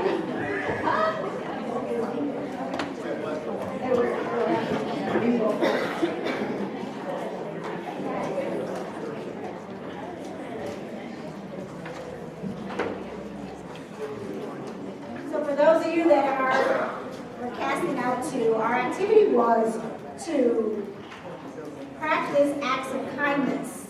We had a bingo sheet, but just different things. And you all can brainstorm among yourselves. What can you do to show kindness? Anything from just say pleasing things. Just say good morning. How many people go to work, pass you every day, and fail to just say good morning? They might just start talking, I need this, I need you to do this. And you just stop and say, what do you do? All right, can you count those up? Acts of kindness is very powerful. She helped me on one act of kindness that I'm not very good at because I work solo so much. And it started with a C, and you said that's kindness. I have to tell my partner and husband that clarity is kindness. Think about that. Clarity is kindness. Nobody wants to work with confusion or chaos. And when you don't take the time to explain to me either what the expectation is, I like to frame the day, what are we going to do, how is this going to go, because I like clarity. So I know how to move and act and plan my day. When it's like, oh, I'll just get back to you, I'll tell you as a girl, I don't function well in that. Either. No, it would help me if you provide some clarity so that I can still at my best and prepared. And so it's working. Yeah, that's helped me a lot. So acts of kindness are powerful. Anyone with more than, there were 30 acts of kindness on the sheet initially. Anyone had 20? 20. Raise your hand, nice and present this. Anybody with more than 20? How many? 24? 23. 23? 22? 25. All right, now, 20 what? 26. Come on up.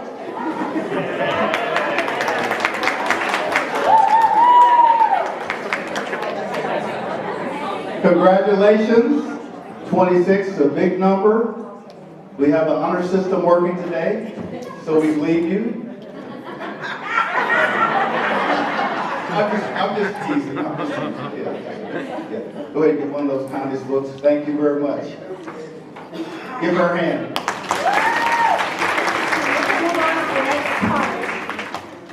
Now, you're going to take your sheet and you're going to pick out your top 3. Top 3. Just put 1, 2, 3. And then for the next 3 weeks, you're going to hone in and practice those acts of kindness as much as possible with individuals. In your home, at the workplace, in your community, you want to make that a habit. Acts of kindness are powerful. I have a jacket. We have jackets that normally say acts of kindness. And sometimes I just wear mine. We have a lot of shirts just to remind me how important it is. Got your top 3, then we can go to the next activity.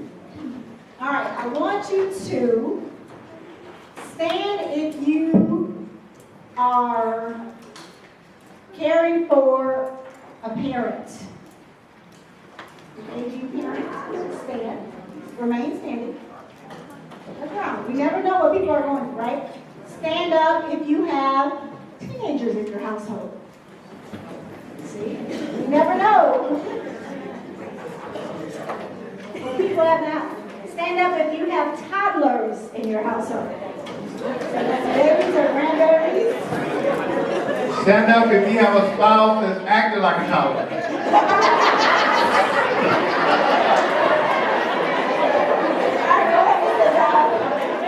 Go ahead and sit down.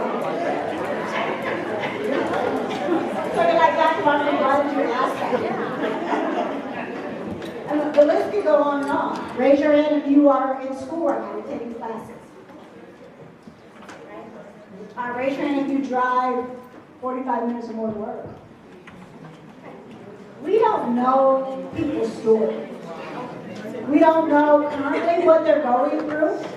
At the end of the day, you're working with people, not titles, positions, years of service, just regular people who have regular lives, who may be dealing with an aging parent, that toddler that didn't go to bed last night or had a tantrum this morning, that husband who just won't do right. Or an angry wife. Right? I am, but I am not. So here's what we want you to do. We're going to give you a moment to tell your story, write your story. Some of you may have started. In your packet, there's a page, doesn't have a page number, has several questions. It's called My Story. This is a quiet, reflective moment. Just write down some of the answers to these questions. If you have to tell your story, we're going to give you an opportunity to do so. These are some of the things that can be included. Whatever you care to share. You may begin. We'll give you some time to write.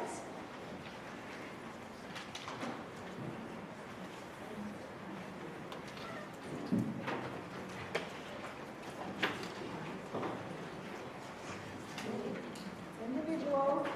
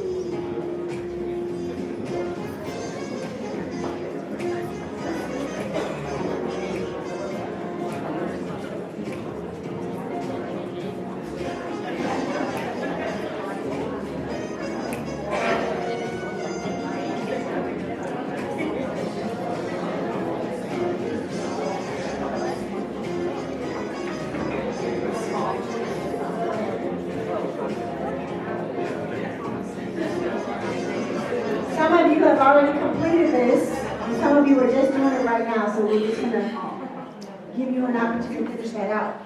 But since you are starting to share, at your table, we want it to be a safe space. You can share whatever you would like. We will have one person go at a time. We'll be timekeeper-ish. We want to give you about 3 or 4 minutes to share your story. When you're not sharing, you are doing what? Listening.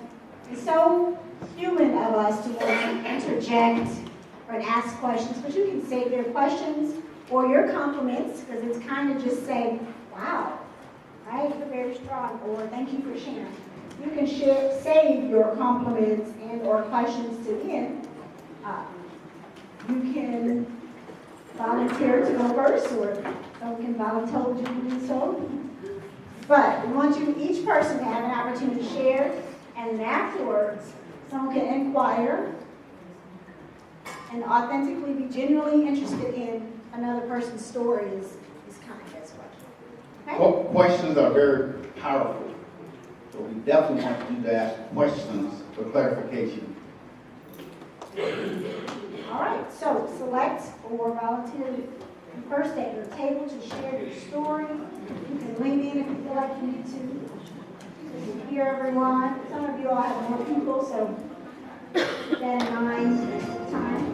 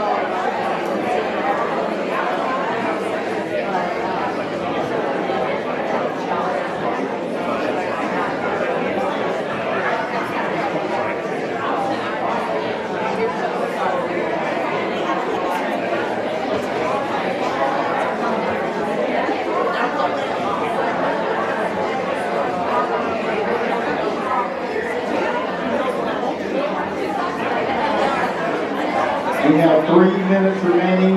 3 minutes remaining.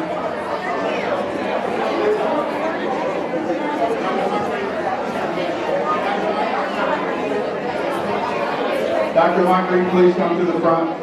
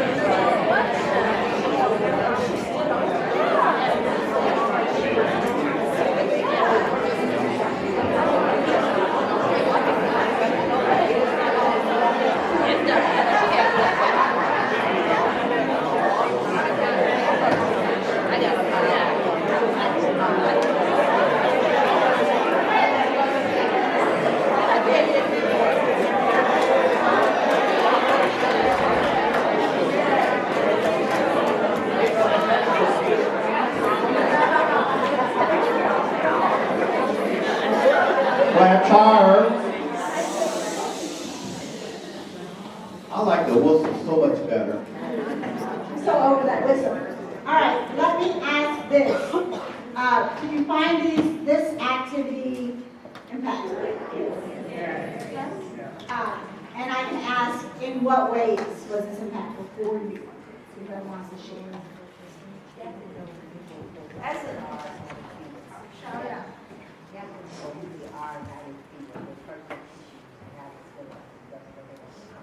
Wow. So you got to know people on a deeper level, how they feel, maybe why they feel what they feel. As a supervisor, it gave me a little more insight to my fellow employees. When you know someone better, you exponentially have a better opportunity to have a better team, right? Coach, tell me about the team that eat together in the playoffs. Remember that one team? Was it Chicago? Yeah, it was a team. I forgot which team. It wasn't the Bucks. I know. It wasn't the Bucks. I think it was. I don't know. It was a younger team. It was LeBron James' team. It wasn't the Lakers when he played for a different team. It could have been Cleveland. I'm not sure, but the reason that came to mind when the supervisor mentioned that, sorry, I can't remember. They left the ball game and they all end up getting some food together and just spending more time together, right? Will that make them a better team on the court? Yes. Absolutely. You build trust. You build, there's some accountability built in there. If something is out of whack, I feel more comfortable coming to you and sharing, hey, something about your character. And then when you share it with someone that you know, it feels more like feedback versus if you don't know me and you come to me saying, hey, you need to do this, that, and the other, it's going to sound like what? C word. Criticism, right? So when you know someone well, it's easier to help them grow and point out some things about their character. But I remember I was in high school. I know that was a long time ago. We had a really good community, a good team. But we didn't have the best team. We ended up losing to Central High School in the finals of the state tournament. And it was because of one teammate. I'm going to blame someone. It was because of one teammate did not want to be a part of that team. He wanted all the glory. He wanted all the shots. And I'm thinking back, had I gotten to know him better, so that was on me. Had I gotten to know him better, I could possibly have made adjustments here and also had a better conversation with him about his actions and how it was maybe hurting our community, our chances of winning a championship. Teams are very fragile. Doesn't matter if they're a sports team, a educational team, a government, they're very, very fragile. The more you know about your teammates, the better you can have, it's an E word, you can have more what? empathy. More empathy for those individuals. What else did you take away from this activity? Anybody else? Any aha moments? But my team at Arkansas, keep going, with the Razorbacks, we were a high-performing team because we got to know each other better. We did everything together. I didn't necessarily like all my teammates. Some of you all don't like your teammates. Sometimes. And believe it or not, all my teammates didn't like me. I don't understand that. What? I don't understand why they wouldn't like me. But all my teammates didn't like me, and I didn't like some of my teammates. That's the reality. However, once we were in our community, they were treated as such, very respectful. We were all about our responsibilities and making sure that it happened. And that's what's special. Can you imagine being in an environment here where acts of kindness, respect, trust, rule everything? It will add years to your life. And increase productivity. And increase productivity. We are just about at lunchtime. If you want to make some announcements, we can give a couple more prizes away. Thank you all for sharing. Most of you were able to be vulnerable and feel very safe. Let's draw for a couple of prizes first. Yep, drum roll, please.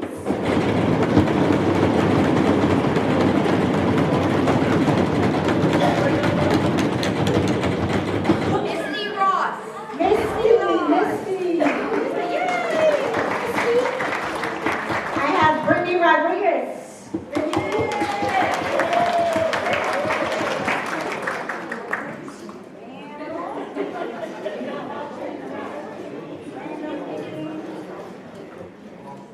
Leora Rolford.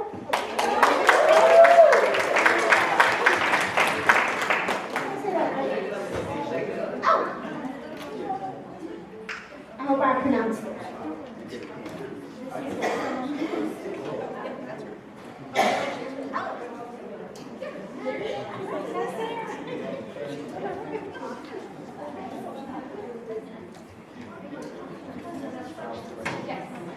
Okay, everyone, so we are at lunchtime, 10:59, right at 11 o'clock.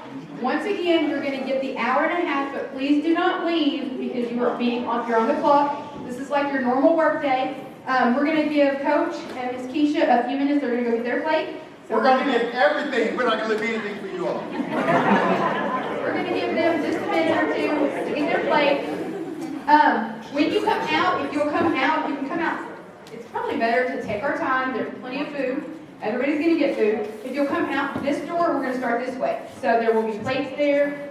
We have everyone set up. Someone will give you a bun. You can can get barbecue pork, you can get chicken, you can get both, chicken and pork. It's not either or, you get to get both. And then beans, slaw, and potato salad, and a bottle of water to drink, okay? And then you're welcome to roam around the area. It's not really raining anymore, but there's some really pretty scenery outside, so you can go out there, you can come in here and sit and eat, wherever you would find. But please do not leave, because we don't want anything to happen to you, and you're out traveling and all that kind of stuff. All right, anybody have any questions for me so far? Are you enjoying the day? Yeah. All right, good deal. Michael Patterson had thought that, especially for Head Start teachers, that this might be a good way to say farewell to you all and then see you in August. So that was kind of your send-off into your summer vacation, summer furlough. So that's why this is what we did today. So what we'll do, we'll go ahead and start with these 3 tables over here. The 3. You'll go ahead and just line up at the door, and then we'll go ahead and have y'all through. I need Jamie and Brittany. You're good.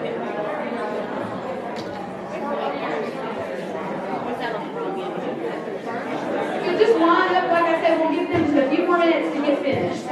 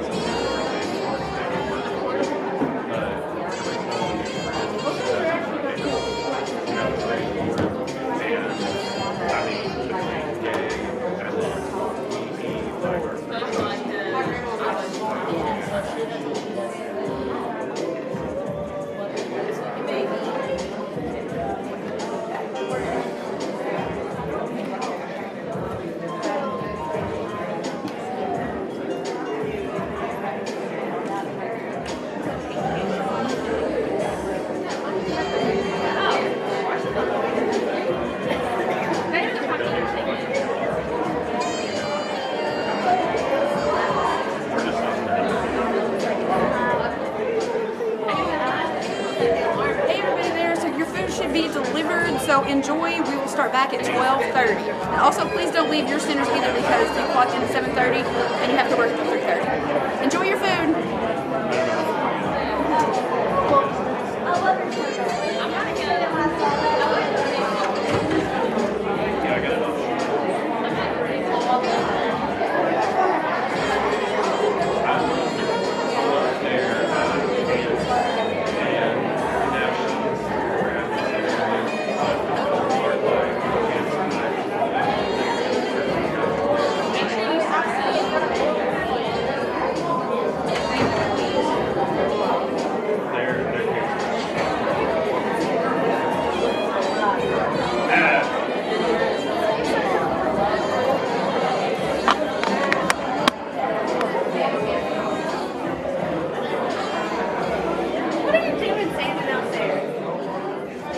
Yeah, being Dylan.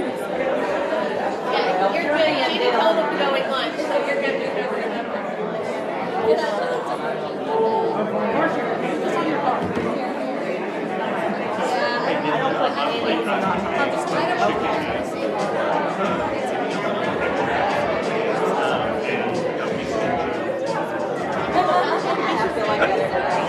I feel like that every day.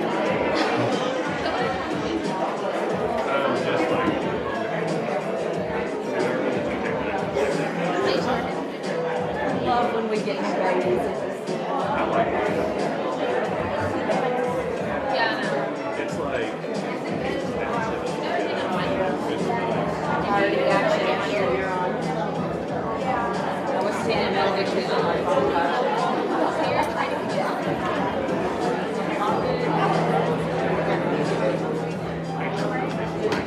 That's what we should all have. That's why we should all have. Exactly. We're gonna create a new group.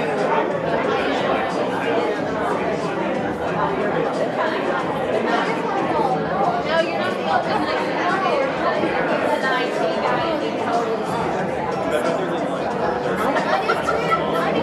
It's Jared's fault. We don't know.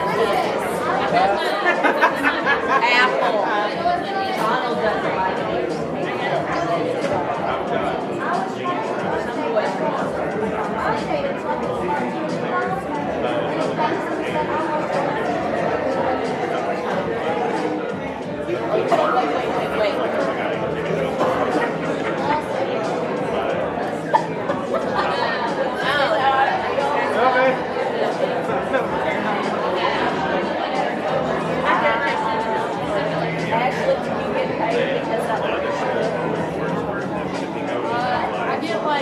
I get $1 off everything.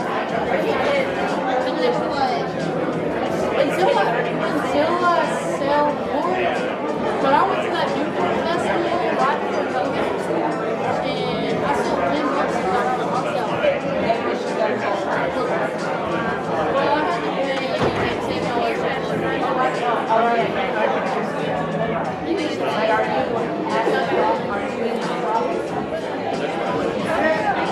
Yeah. No, and he took to sit down and do his dynamic. I want to sit down. I'll run the camera.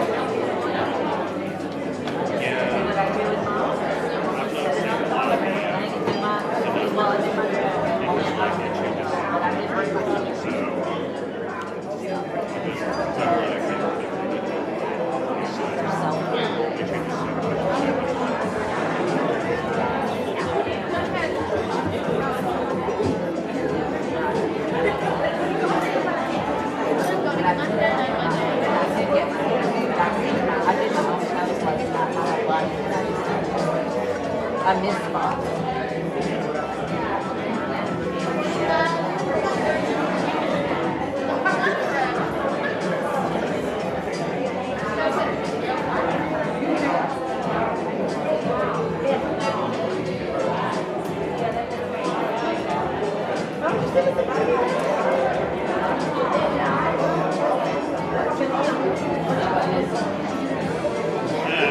My grandma, she has golden crib and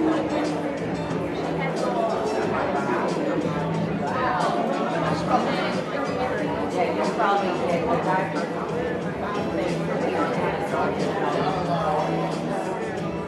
Really need to pick out the diaper.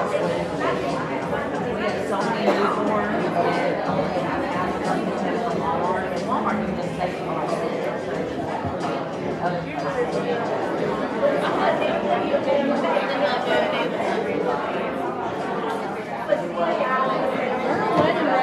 Other drinks.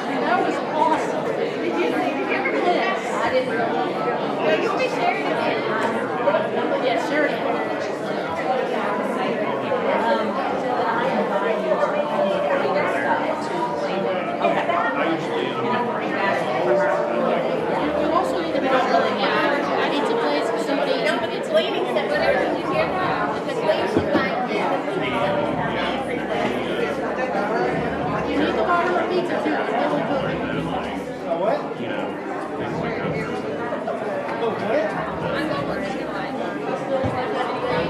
asked you what you took, and you're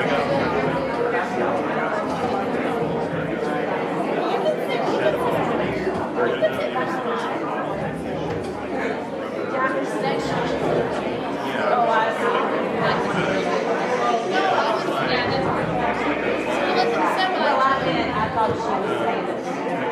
That's a lot of trouble. I don't know why I thought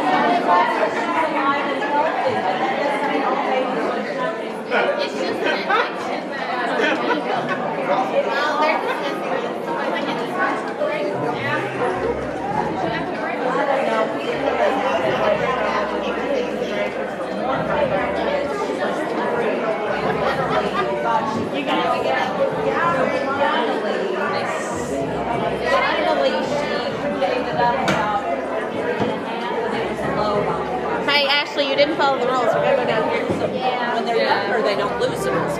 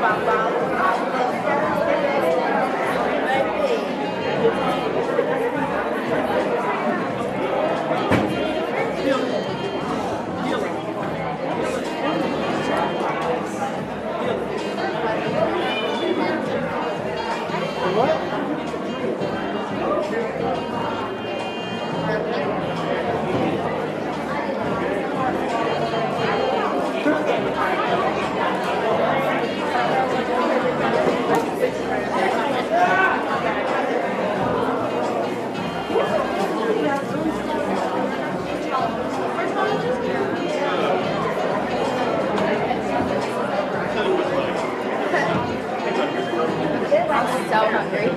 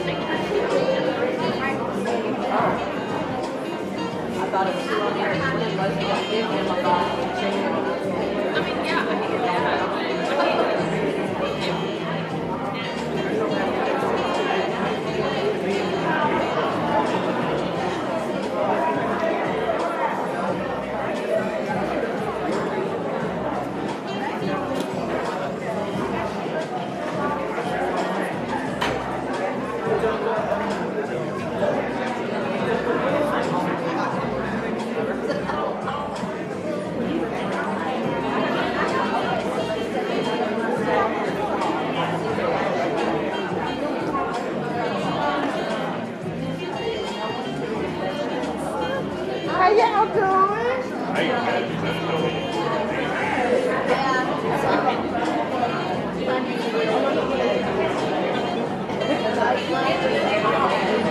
Maybe not. That's what we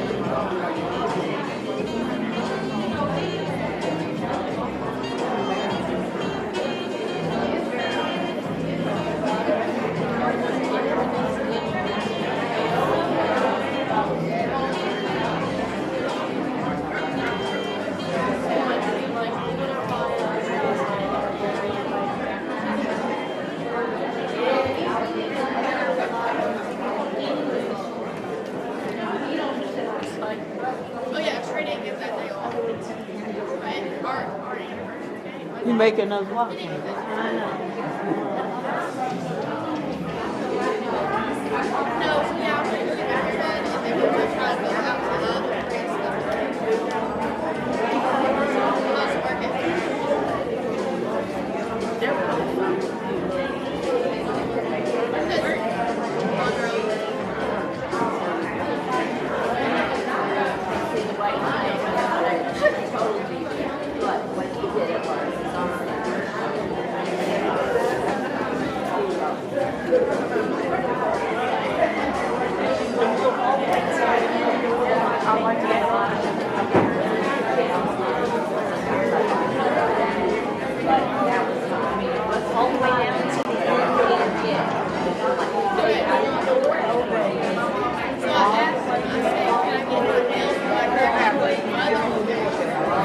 You're gonna have baked beans and coleslaw.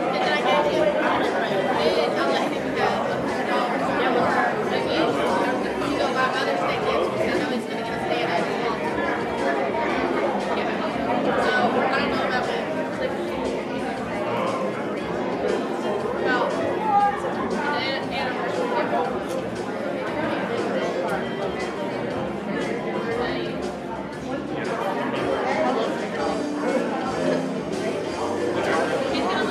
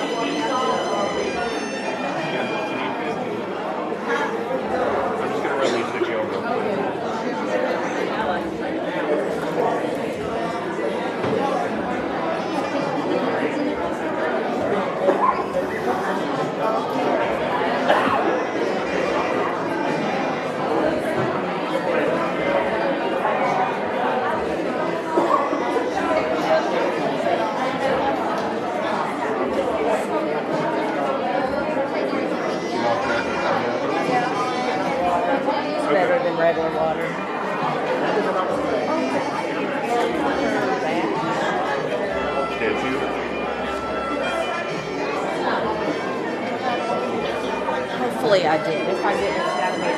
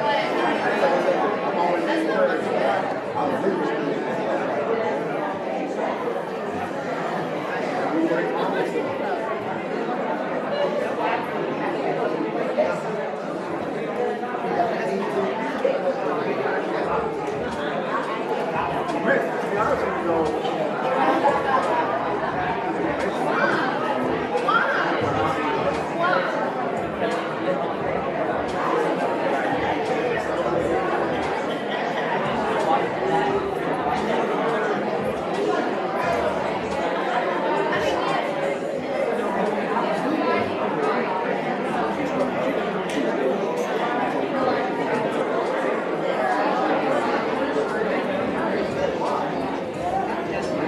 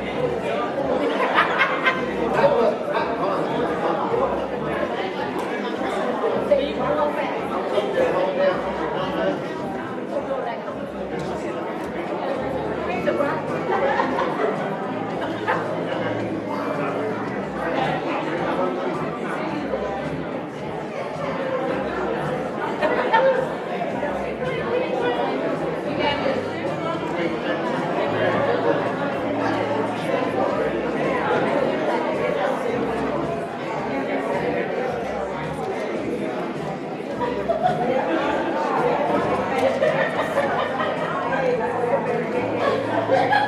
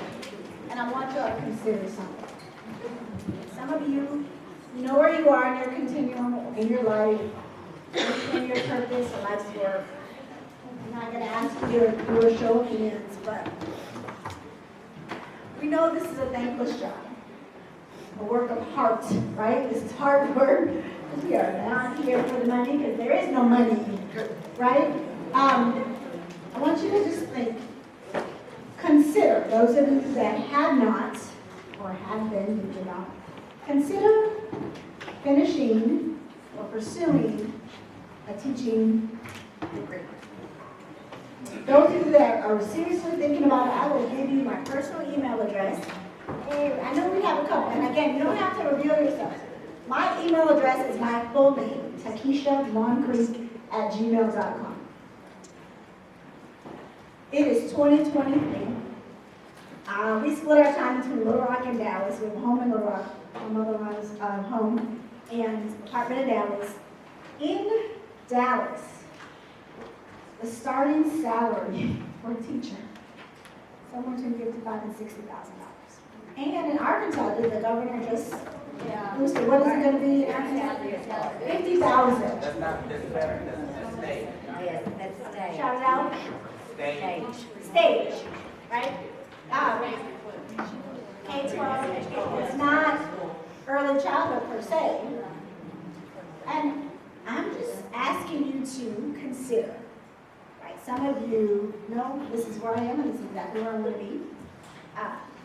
And I know the supervisor's like, don't take my people from me. I'm just asking you to consider. If that's something you are considering to do, and you just need someone to push and talk to you, I am here for that. I can tell my personal story. I had my daughter right after high school. I literally got accepted into Spelman in November, and I got pregnant in January. I stayed home at a state school, clearly, because I didn't go away. I was a paraprofessional in school, like before I was in college. I still went to college at a great village. Not by any means am I self-made. I had an amazing village, a grandmother, aunts, godmother, things like that. But I worked all day, I went to school at night. I went to school all day and I worked at night. So I put in time and work. It was not easy, plain means. And then I did a master's right after, of course, with a full-time mom, all the things.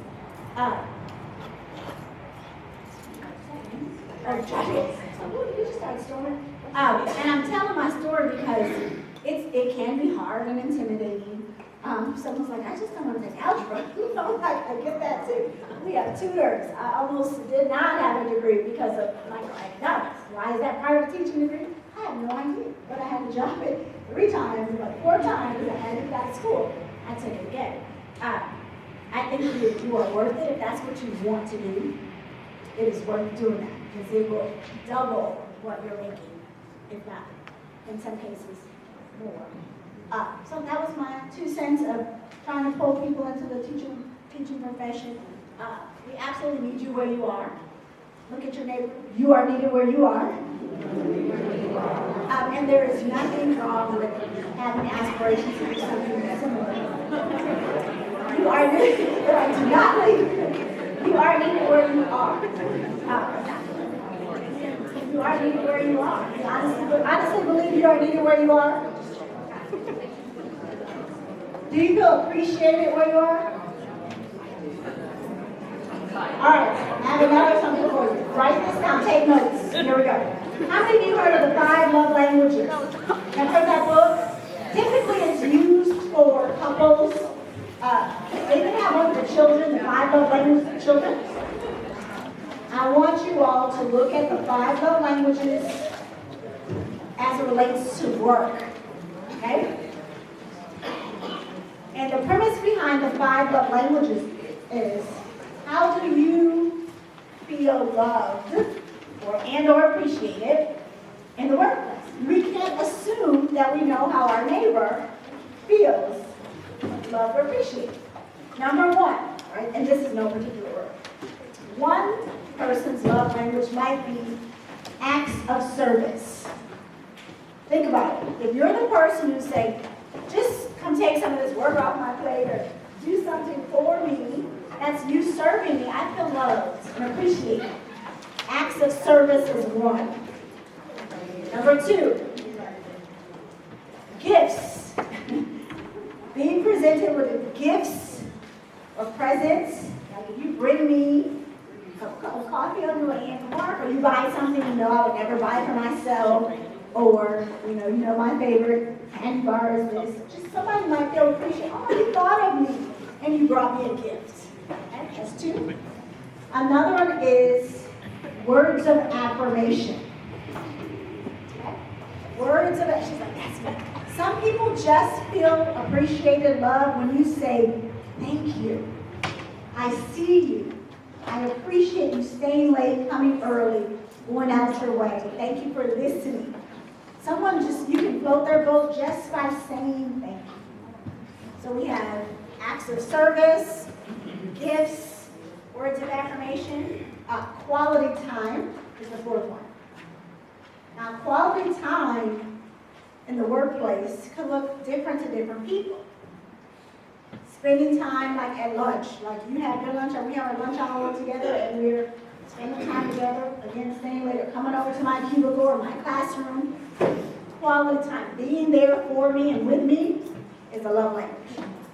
That's my number 1. You can say I love you all day, but time is precious. People really protect their time.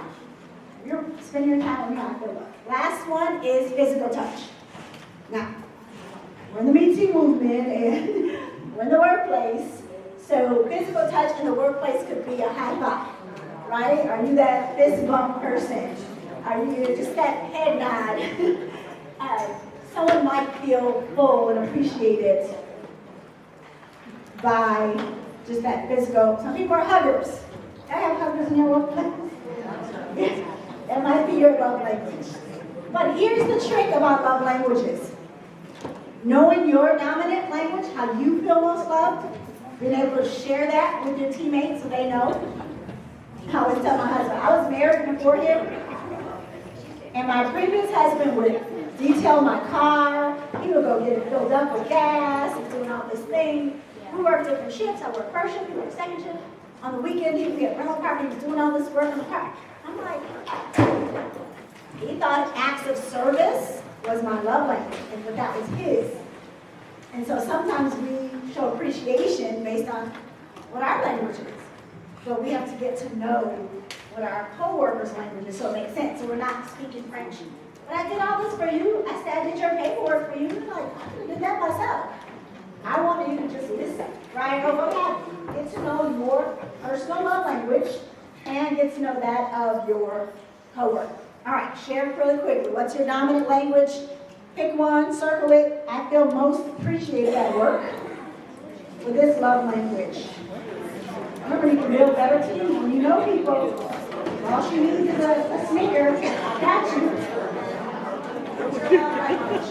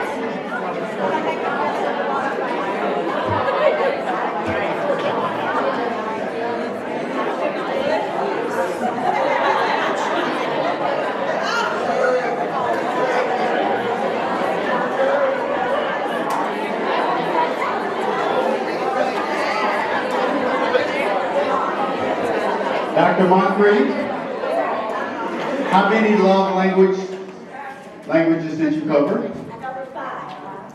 Wait, I just told a story to this table. You didn't cover number 6? Let me tell the story quick. So, Coach and I were dating All-Star weekend. It's typically Valentine's weekend for the NBA. We were out in Houston. Somewhere we're traveling on this great date vacation. And because my love language is quality time, I'm thinking spending time together is the Valentine's gift. And that's you know, this man almost cut me off because I did not have a Valentine's card for him. I had every intention to stop at Walgreens or CVS to get a card. That's inexcusable. I still don't buy that excuse. It was meant to be tied over a card, or I didn't physically have it. How many times have I forgotten cards since then? Oh, you are excellent. Outstanding. So, yes. That was important. But he has another love language. I do. It's very important that you just leave me alone. He feels loved. Seriously. Somebody add a love language. Now, you can imagine the type of problems we have in our relationship. If mine is quality time. Which I don't mind. I really, she is the best person to spend time with. So I don't mind that. I don't mind that. I'm just saying, in general, she respects my love language. It's just leave me alone most times. It's not, it's space, and she respects that. And that's great. Some of you might be that.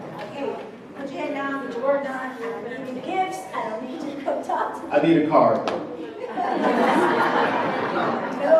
Somebody don't need a card. I need a card. All right, back two. Now there's 2 cards, right? One in the bathroom, one in the pillow. Yeah, she gives me great cards. What about my card I just gave you for Mother's Day?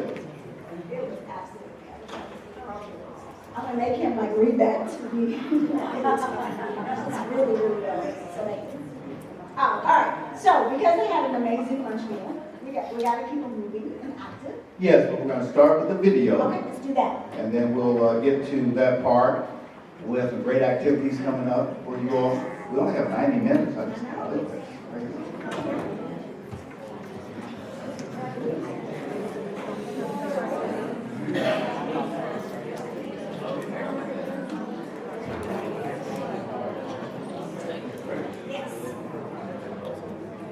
Be the game changer. You are the game changer. A lot of the time, I didn't even realize I was doing it. And then eventually even the teachers got after me and they would yell at me and they'd say, Clint, you have to stop tapping.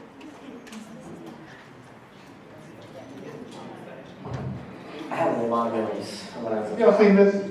One that's always stuck out to me though was when I was about 10 years old. When I was in school.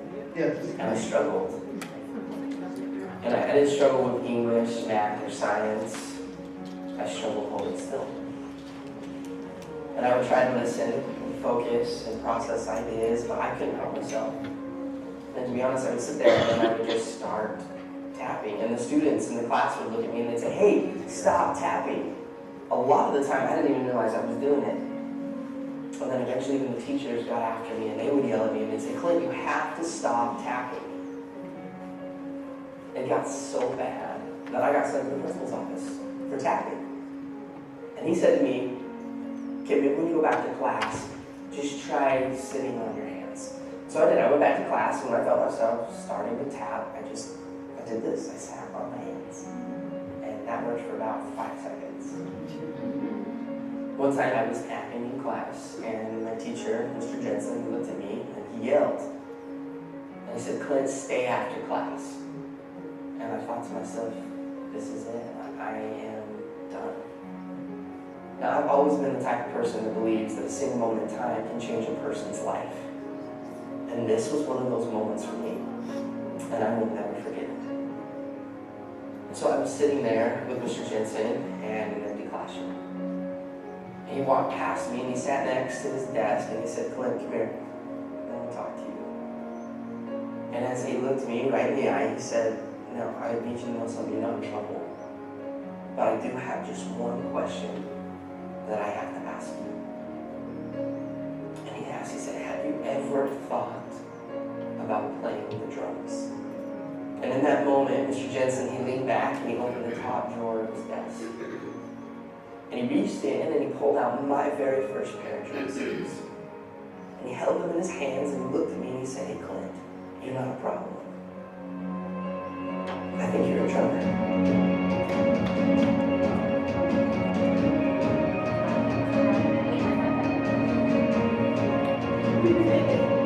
Got some tears over here. From that moment on, I've never put those sticks down. I've toured, recorded, played drums all over the world. My whole college education was paid for with drumsticks in my hand. Just because of a single moment in time, when somebody believed in me, and he saw something in me that I didn't even see within myself. And from that moment, I learned that there's a difference between being the best in the world and being the best for the world.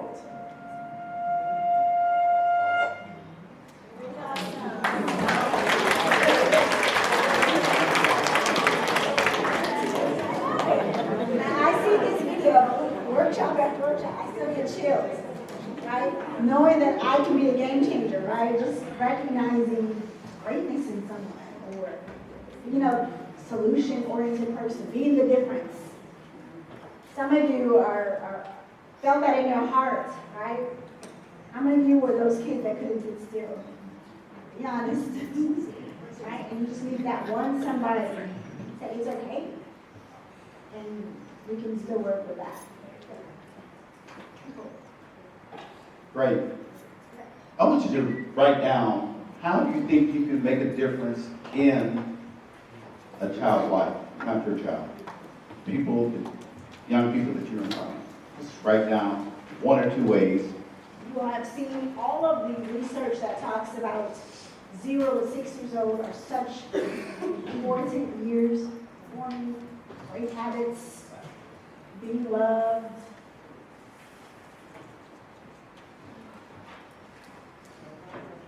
Personalities that you see at 6 years old are the same personalities at 16.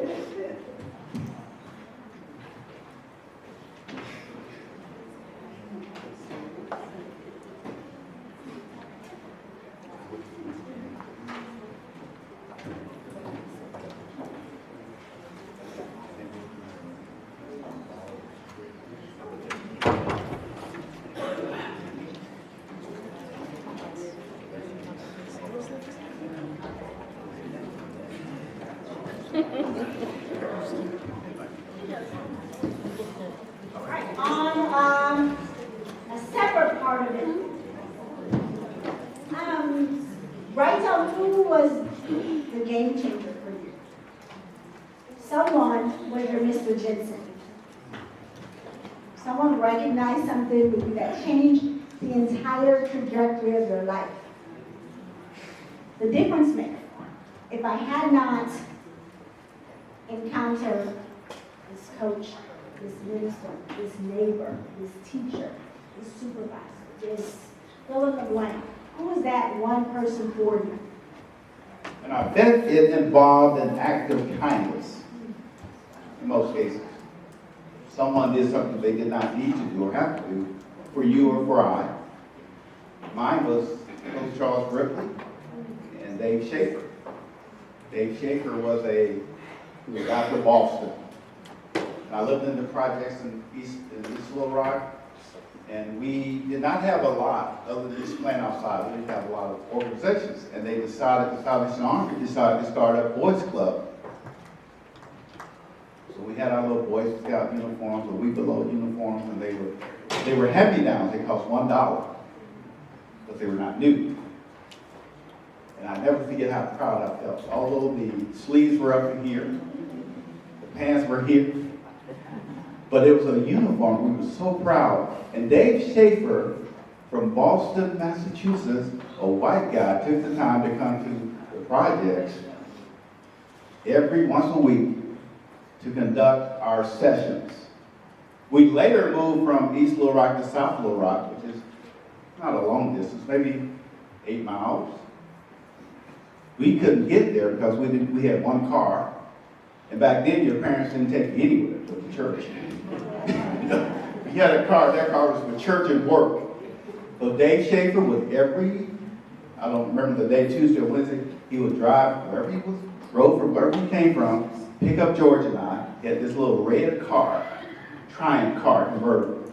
And he would take us to scout meetings and then bring us back. That was a game changer for me. And we all have those stories, but what's really exciting, you could be that person. Can you imagine that? Nothing gives me more joy than doing workshops. Seriously. Because I want to change lives. It's not a money thing for me. I can coach and do other things, really, make more money. But it's about changing lives. And that's what you do. That's what you've been doing. And you will continue to do.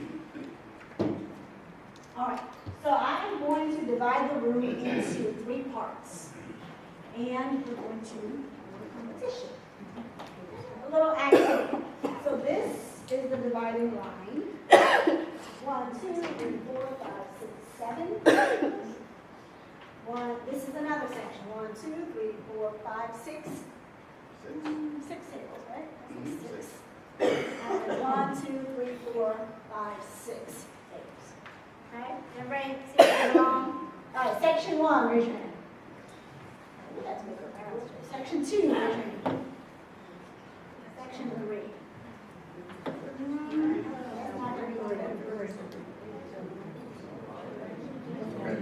That's okay.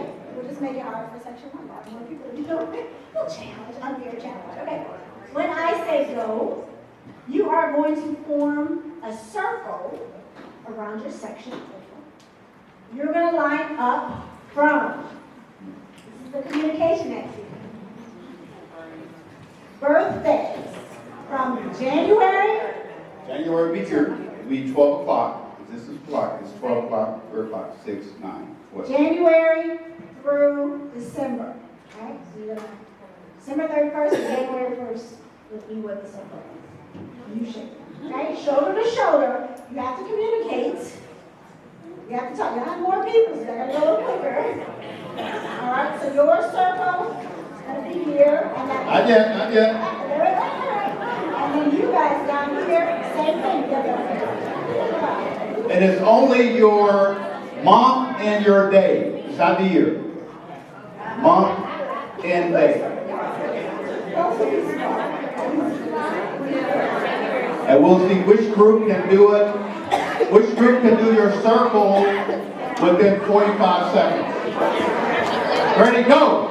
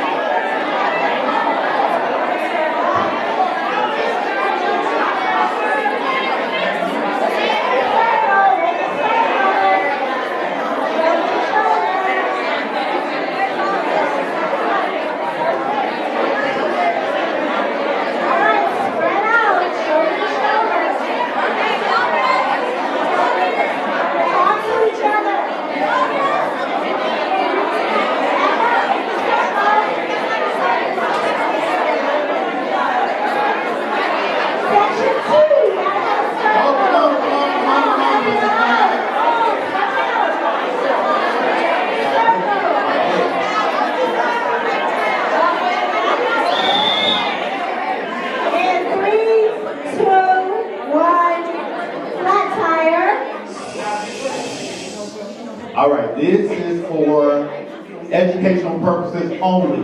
Something I understand this. I want you all to look at this group. Stop, everybody stop. Stop. Activity's over right now. Listen up. I want you to look at this group. They have the most people, yet they have formed their circle. They're halfway there. So how did you all form your circle so quickly? Why did you all not form your circle? If there was communication, the question is, were you all communicating? Y'all were communicating? Okay, well, if they were communicating and you were communicating, then your circle should have been quicker because there's less people. So let's investigate this. Hold on one second, Coach. Interesting. Coach. Yes. All right, listen up. I need you to take a giant step in the direction that closes your circle. So, shoulder to shoulder, just swoosh. Shoulder to shoulder, and swoosh. Shoulder to shoulder, and swoosh. Okay, I want to continue my point. There are different levels of communication. Sometimes you communicate and everyone doesn't participate. So what I saw with the other group, I saw communication without participation. Oh, I see. I just saw somebody in the middle of the circle. This group I saw communication with what?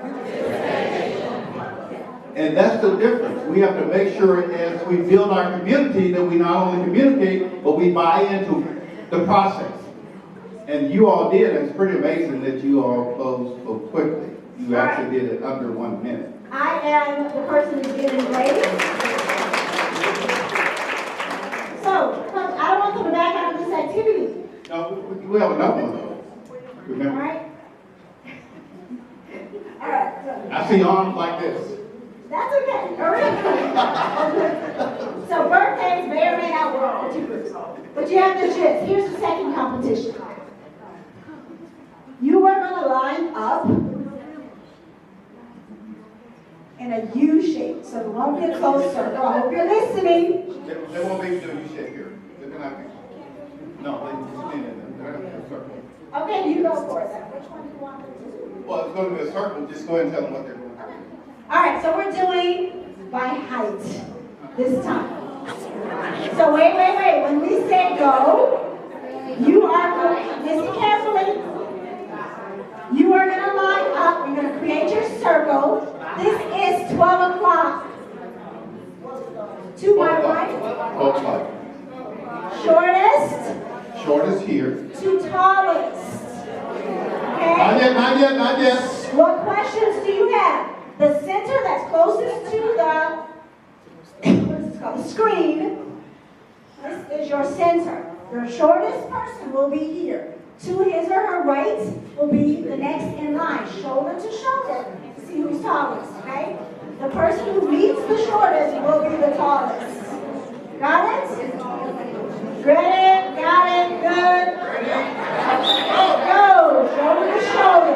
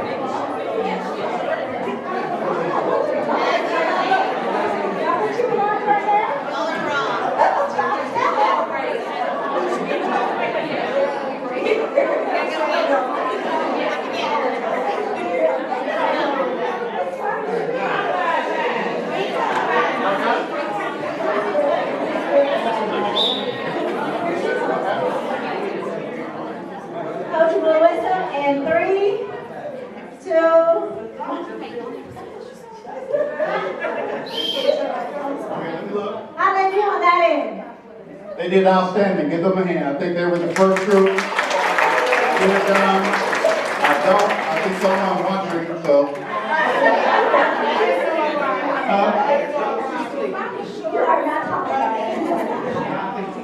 I think we have some people that think they're taller than what they are.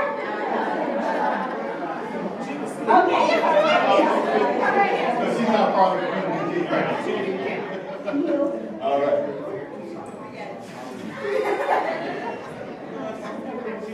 All right, Dr. Moncrief. Take off your heels. Hair doesn't count. Okay. So we talked about ways to get to know your teammates. You know, at first glance, birthdays, celebrations are ways to celebrate people, get to know them. Find your birthday twin, celebrate by month. That's always important. Height was just a cute fun joke. This last one, promise. Last one is, y'all can break into two groups because I think the stroke is be this big. Y'all got it? They're like, okay, no modifications. I'd like you to line up according to the number of siblings you have. If you are an only child, hold on.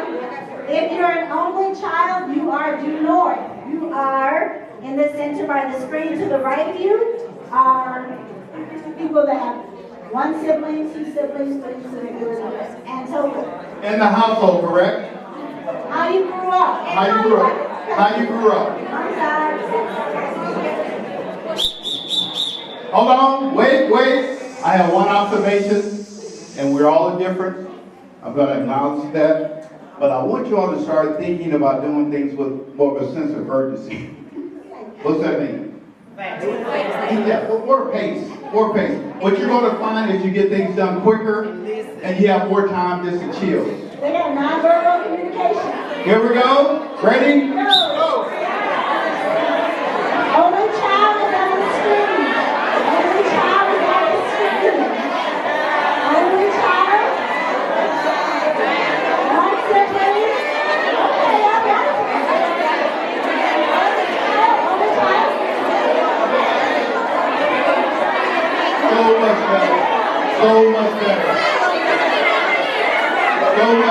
Better pace.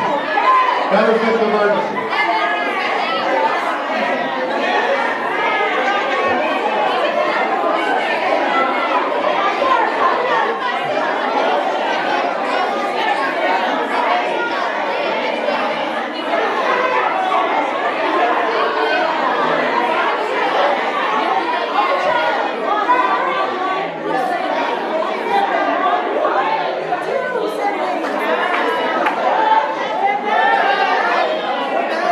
Got it, all right. Great work again. Give them a hand over here. Yeah, well, I noticed you guys were moving a little faster. Yeah, the community person that participated, I'm like, I call her name. Oh, there she is. All right, if you hear the sound of my voice, clap once. Clap twice. I am so proud of the second group. Okay, 0, only child, raise your hand. 1 sibling, 2 siblings, 3 siblings, 4, 5, 6, 7, 8, 9, 11. Oh, what about over here? Who's group? All right, what about only child? Just one? One person, only child. Okay, 1 sibling to her right. Oh, y'all went the wrong direction. So much. It's always okay, 1 sibling.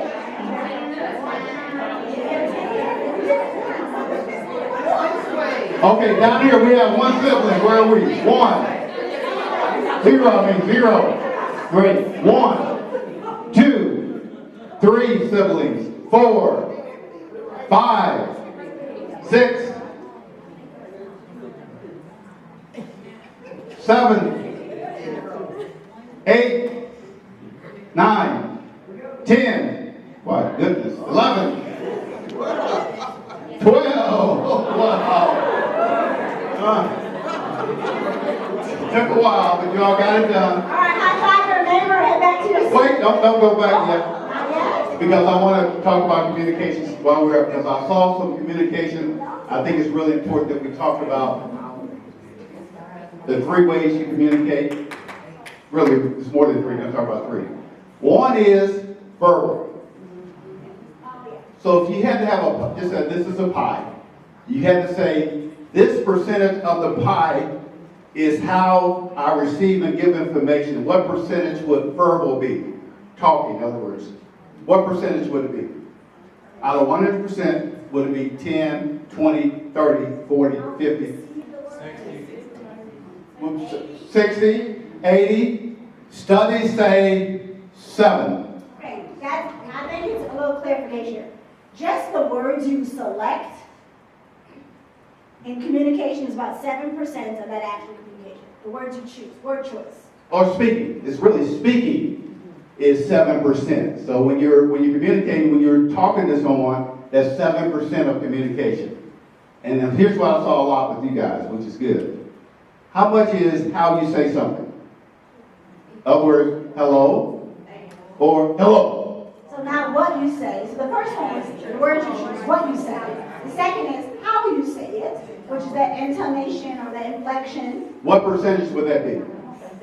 75. 75? How about 38%?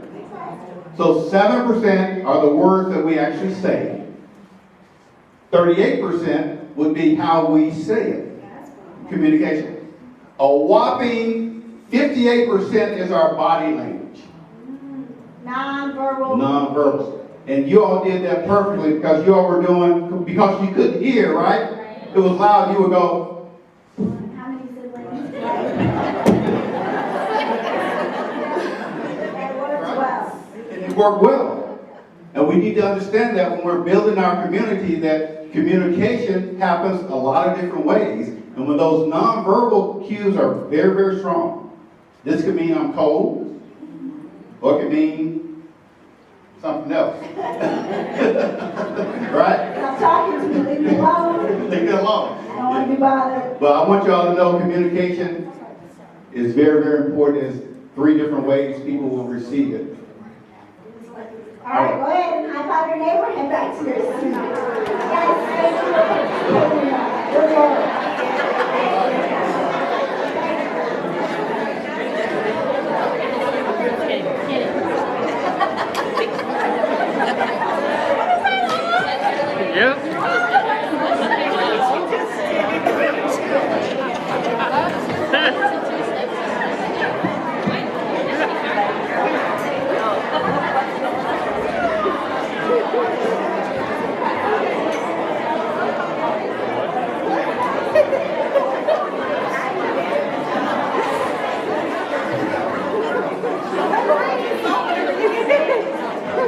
Okay, this next activity, we talked about grit.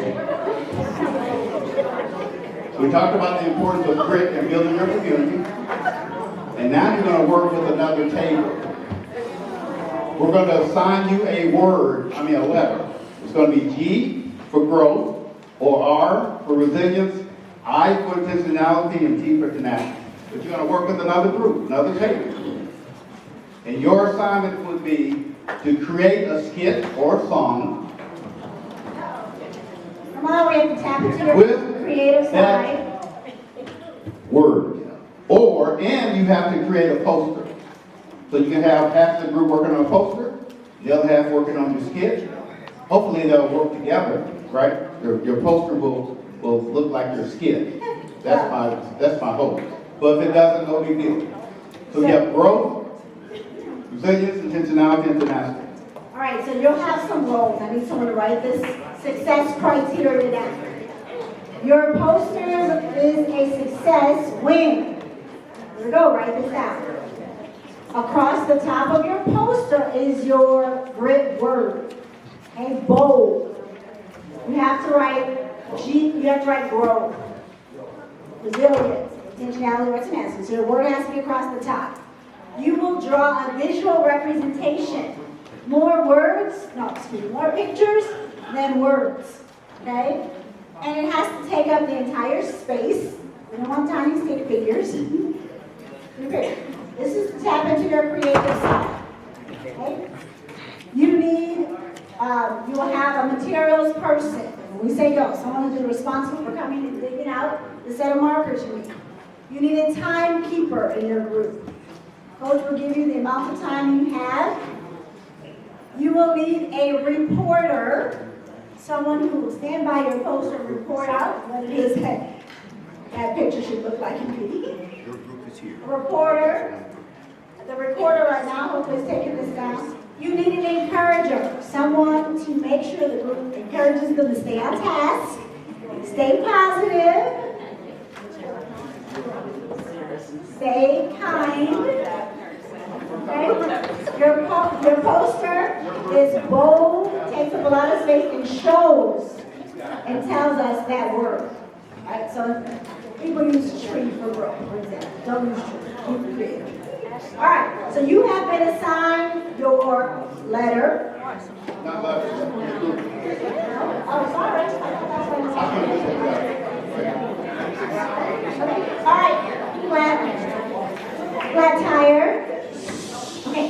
Now, as far as the skits, this is for my creative, dramatic people. Your skit only has to be 2 minutes or less. It's not long. Write this down when you practice it. It has to be a performance representation of your word. Right? So if your word is growth, you're going to role play a scenario that shows growth. Example, non-example. Okay? Intentional. Be intentional about you fill it in. I mean, my playwrights, my creative people go work. That everyone has to participate. Okay? You do that right. No one can stand in the background with the arms closed. You have to participate. Whole group, you have to say your word in the beginning and then have a person report out the depiction of your performance. That's the criteria for the performance. So it's a grit skit and a grit poster. You have 2 groups of people. You can assign parts, collaborate, work together to come out. How much time will they have? It is 1 o'clock. What do y'all need? How much time? 20 minutes? 30 minutes? 20? We'll give you 25 minutes. 20, we'll check in at 15 to see where you are. The other thing is we have posters of paper and pens, markers are at the table. Assign one person to get your equipment for your skit. All right, so listen for your letters. G. R.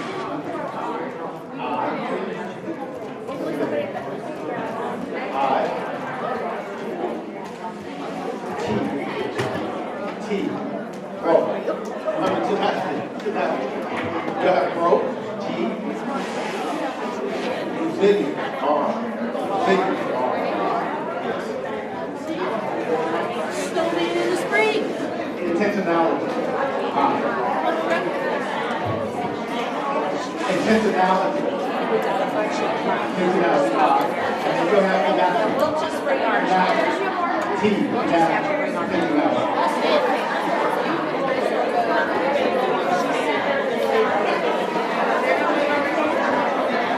If you're and watching us, do the same thing at your location.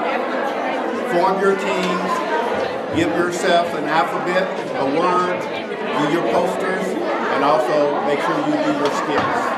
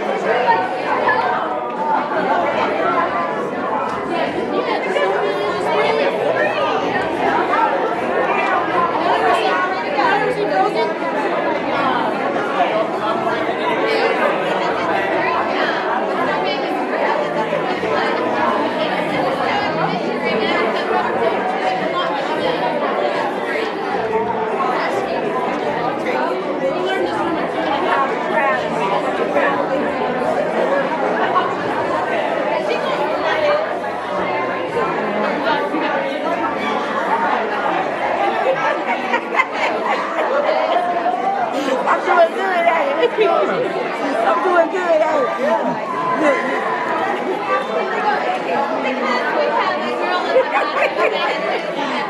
I'm being good today.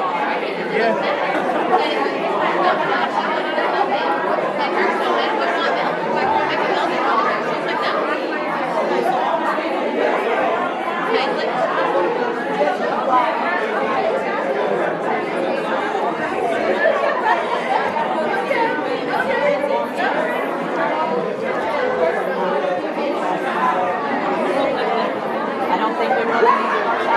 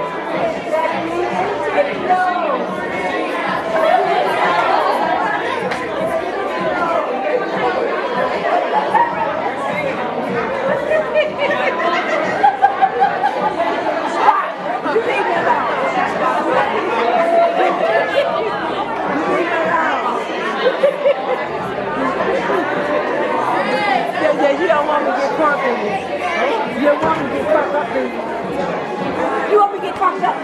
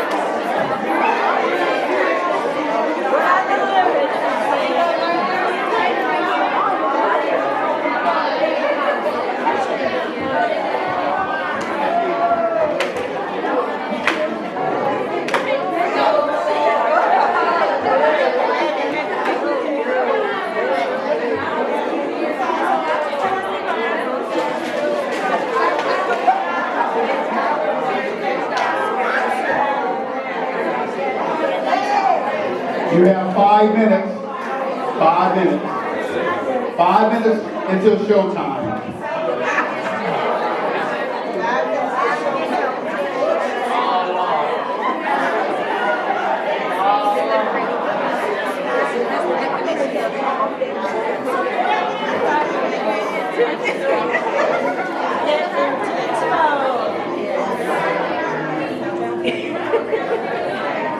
He's making me nervous.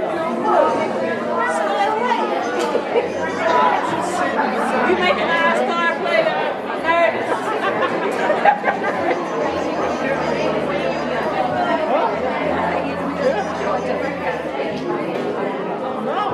What? He said no. Right there.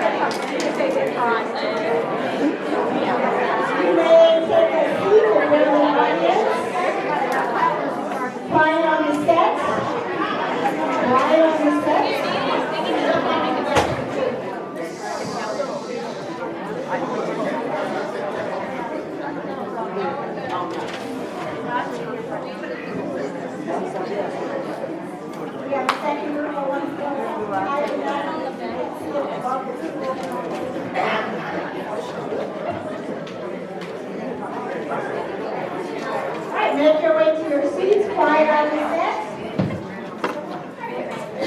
3, 2.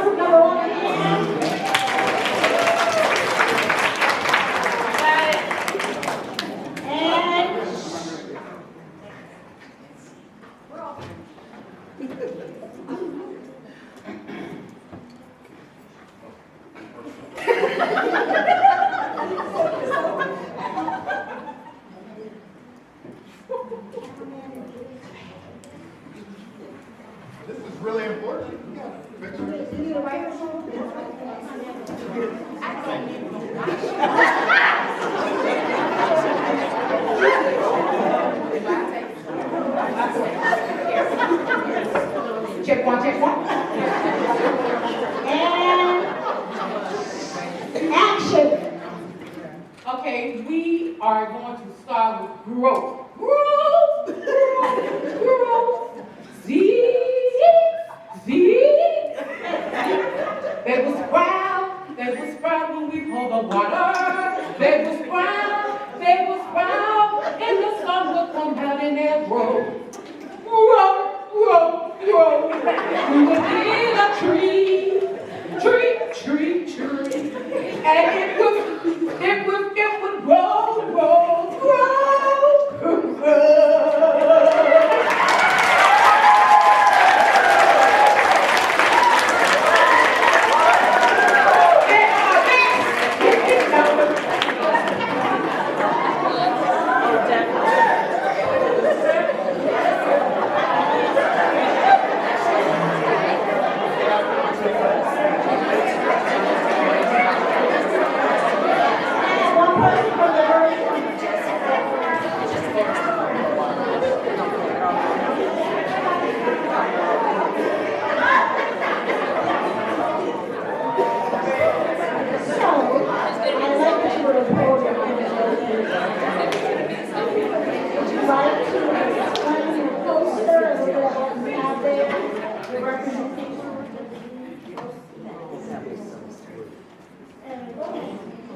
Okay, so our culture represents growth.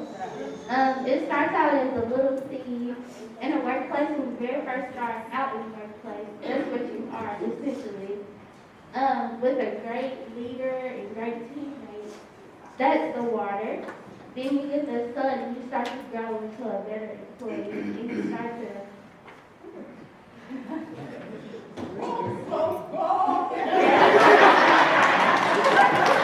and then eventually you sprout into the next employee. This number 2 that volunteers for our program, come on up, young man.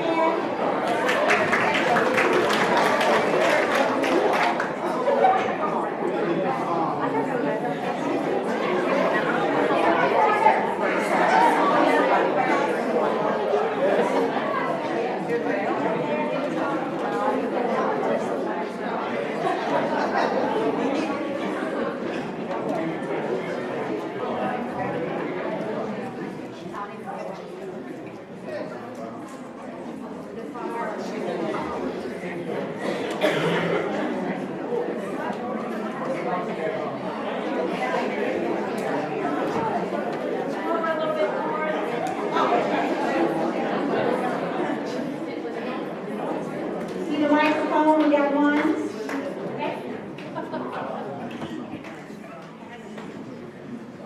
Quiet on the set.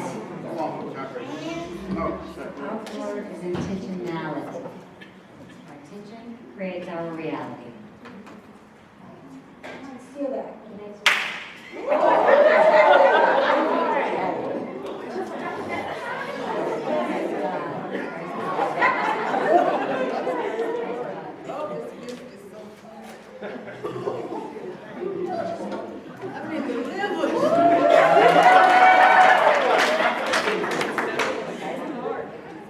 Tell me when this one. Go ahead. Okay.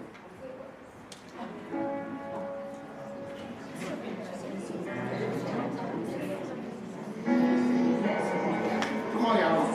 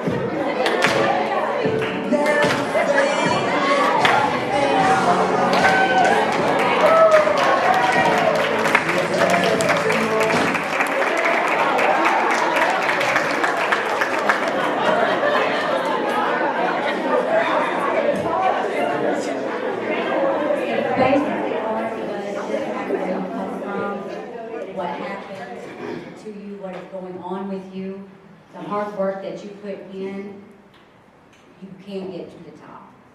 Just believe.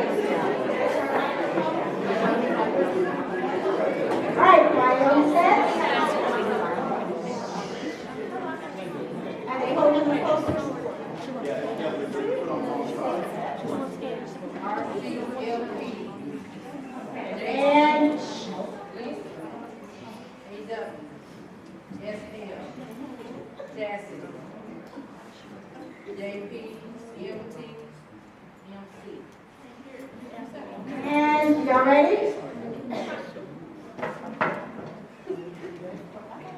Action.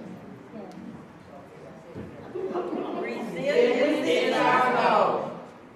Running to reach my goals gives me the energy to overcome my negative decisions. Setbacks may come, but we will thrive. I will overcome any obstacles. Learn from my mistakes and move on. I will not quit. Emerging on and believing in myself. No one to tell you that. Get to my friends as they fall. Ending up on top and having a ball.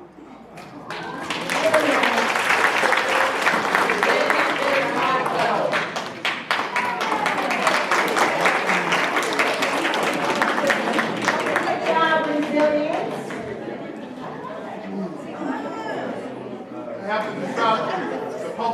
Okay, go ahead. We have our spokesperson reporter explaining their visual representation. Our visual representation represents ADL as a whole. I know everybody goes through trouble when we have our setbacks, but we also believe in ourselves. You're braver than you believe, you're stronger than you feel. So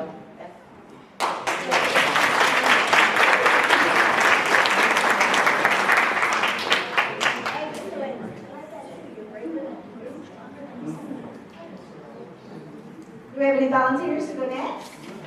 No. Good hands. Come on.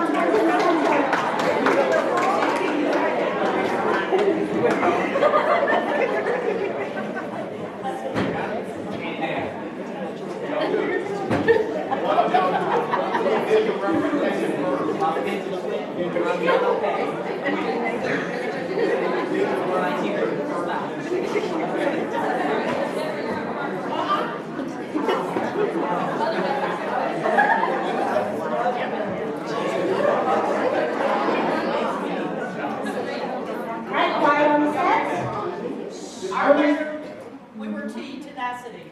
There's a microphone there.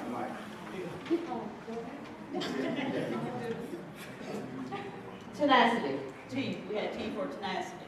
Never giving up, never stop trying, never give up. So we have a little Jim Bob here that's trying to build muscles because he's so small. Going to the gym, getting it in, he just can't get it up. He gets it.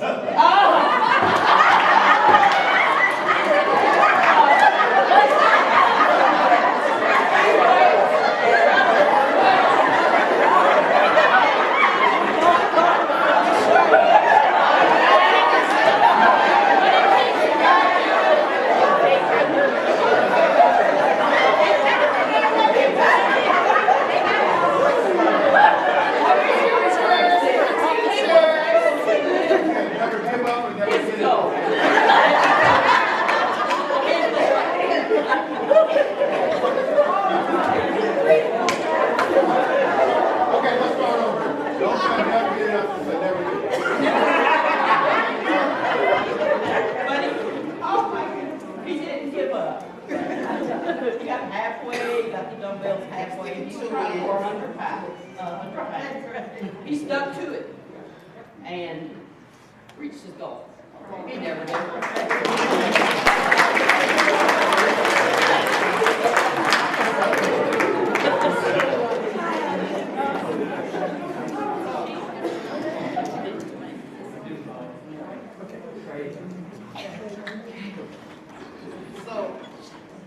So we just basically typically gonna do it whereas we often see in the workplace environment where you go somewhere and people, the bosses come down and they speak to each other or speak to other people in the environment and you get different responses from everybody.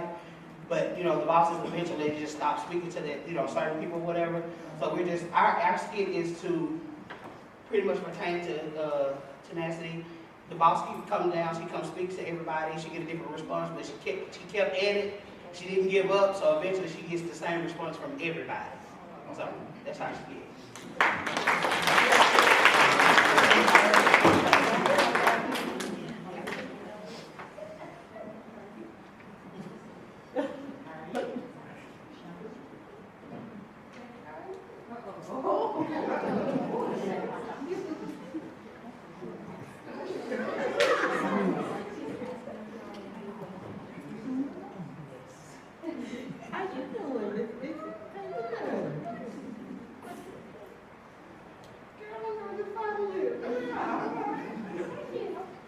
And so this is the second day where the boss comes down again and, stays consistent and speaks to his employees again to see if they can get a better response out of everybody.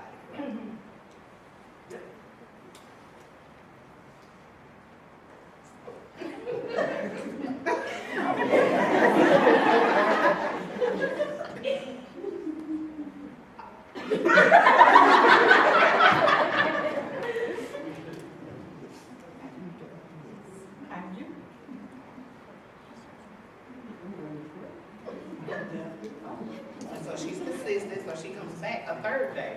And on the third day when she comes through, she speaks to her employees and she get a better response.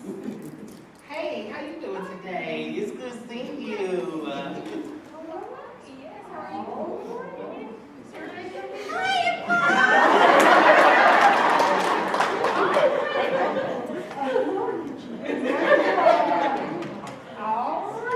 We're gonna have a great day.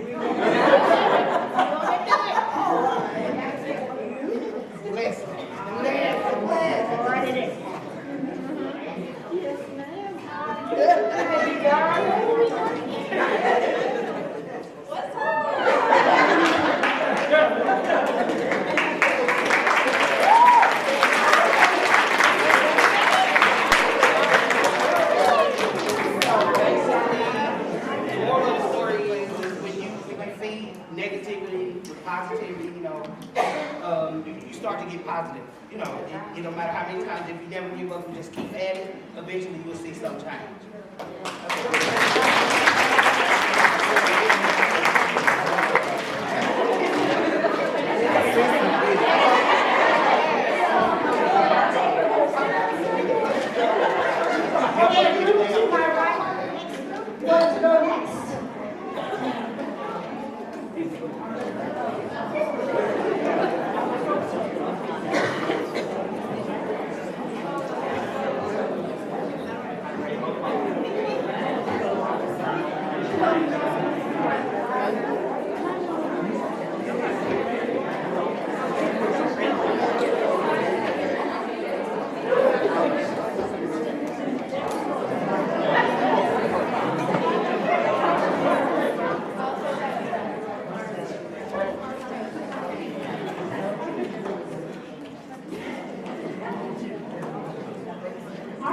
Presentation isn't quite as spicy as the last one, but we are talking about tenacity. Tenacity means being determined and staying persistent. So you have to be strong, you have to be strong-willed. The results will lead to success and a peace of mind.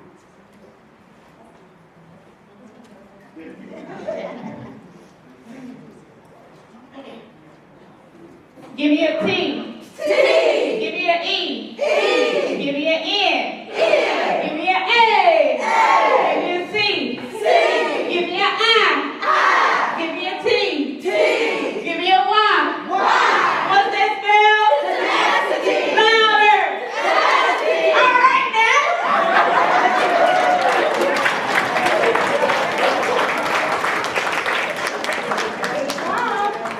Another group ready to go next?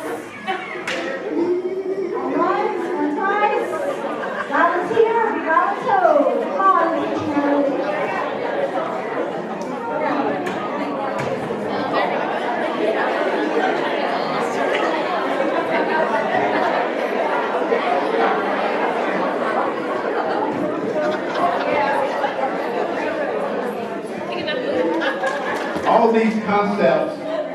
all these concepts are all about your mindset.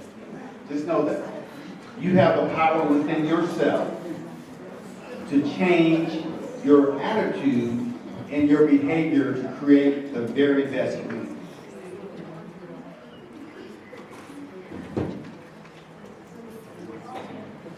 Go for your poster first. Okay, all right. All right, so the poster is about intentionality. So everyone knows that you have to take steps, and ultimately it's about the end goal. For us, it's all about the families and the kids.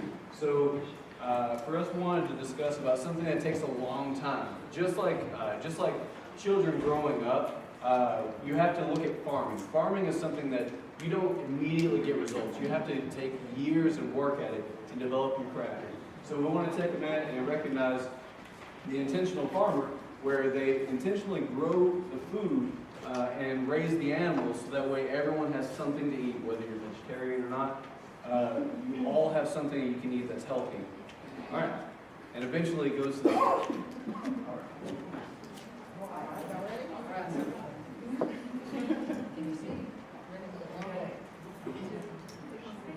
Intentional farmer had a farm. E-I-E-I-O.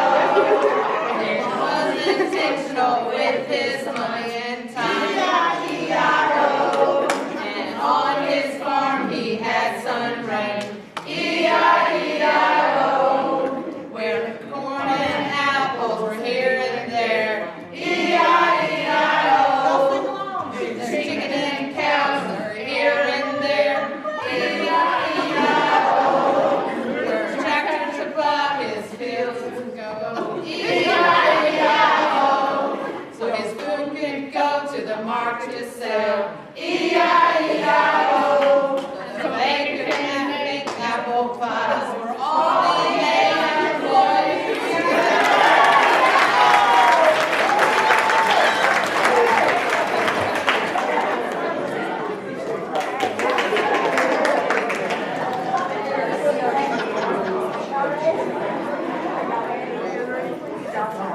All right, that's it.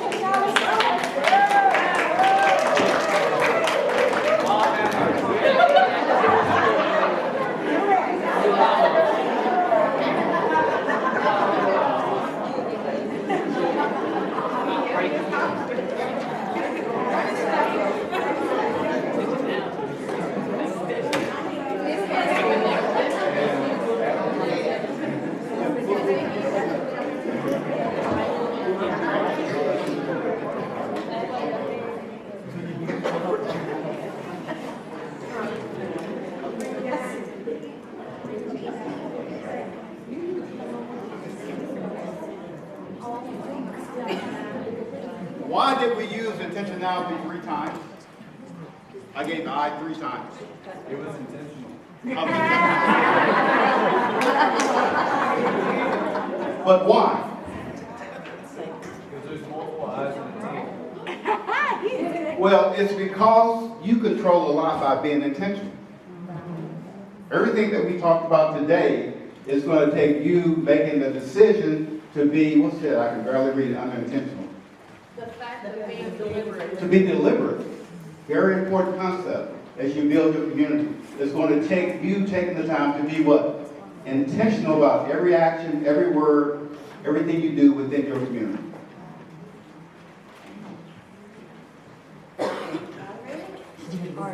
This has got to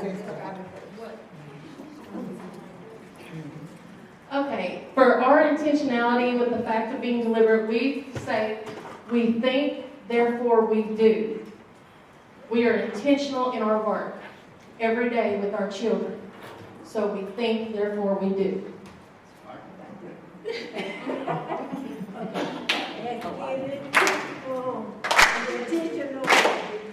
take our coffee, we take our meal, we got this, we take our game, we take the next step, we pay our wall. We do it all. We get intentional.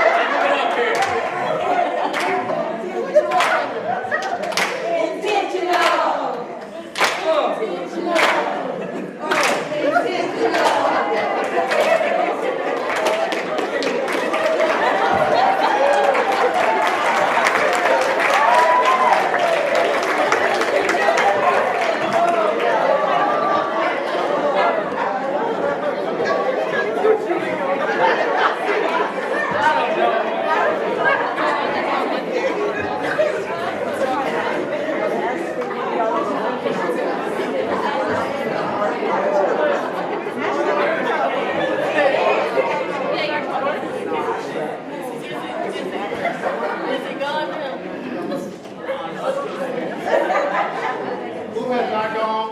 One. That's it? Yeah. Them. He has proof.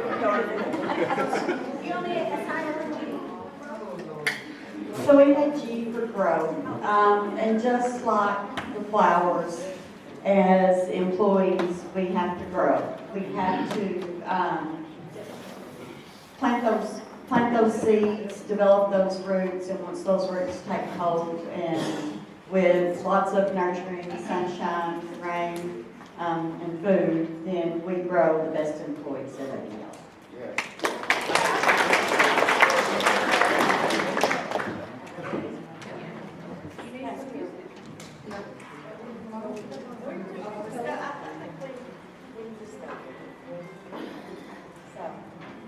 I'm a little daisy, strong and stem.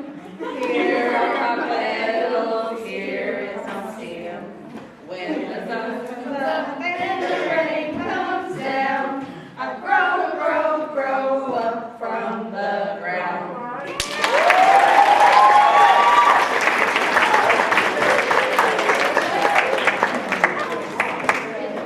All right. Last chance of romance. Come on, group.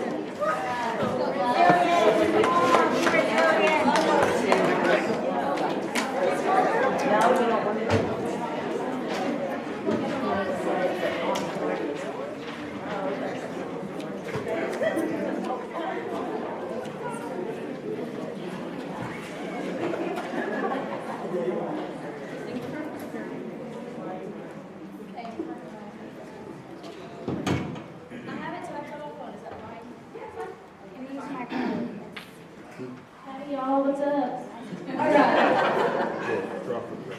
Alright, I'm the most awkward person to be doing this. Anyway, we have R is for resilience. Just like a ball, we have to bounce back when we go through hard times. And just like a snowman in spring, we have to build back better. So that's us.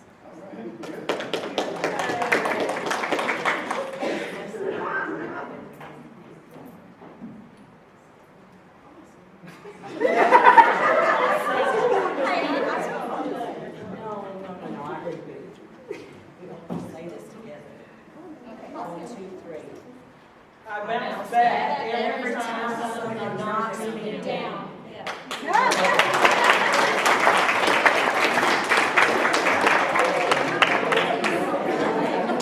You survived!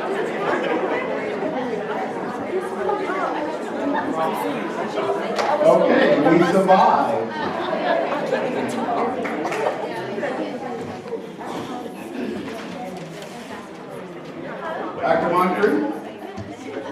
Give yourself a hand. That was very good.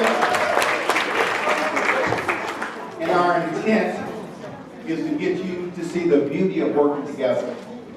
And that you can work together and have fun. Work does not have to be what?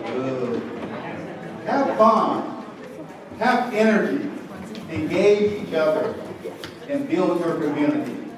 Very important. Dr. Moncrief, anything you want to add before we give away the rest of our prizes? Give yourself a hand again.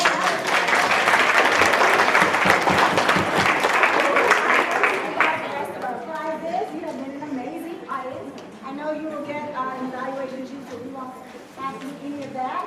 Yeah, but we do want you to put maybe one or two sentences, some of y'all, about the great time you've had. Only good things. While we're talking about that, I'm going to tell you really quickly, center directors, you have the evaluation in your email. If you'll print it and allow staff to complete that, you can send it back to me. Don't put it in a folder. Just send it back to me. FSWs, yours, supervisors have yours for you. Central office, y'all have some. Northwest, y'all all have yours in your email. Okay? And we will share this then with Coach and Dr. Moncrief. All right, the next prize we'll give is we actually have a kindness in action campaign that we do for elementary school and younger people. We just did one in Marshall, Texas, where we have a pen, a book with their promise, and then a swag bag. All right, drum roll, please.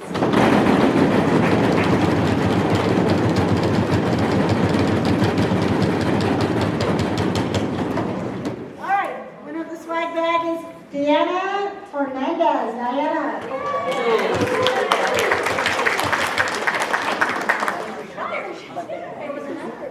There you go. All right, drum roll, please.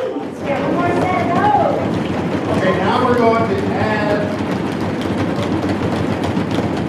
a book and a beautiful Grit Factor bag. Renee Cobb.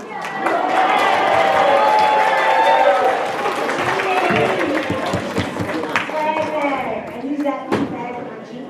I've got a bag, so I'm going to give this to No? No, that's her act of kindness. That's her act of kindness. Give her a hand for that act of kindness. Now we're going to give away a kindness in action hat and a book. Winner is Julissa Crocker.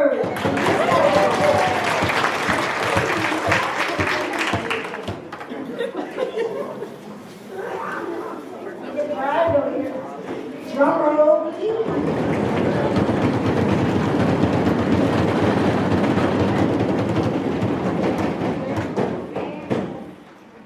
Christina B. Oh, she's in North Little Rock. North Little Rock.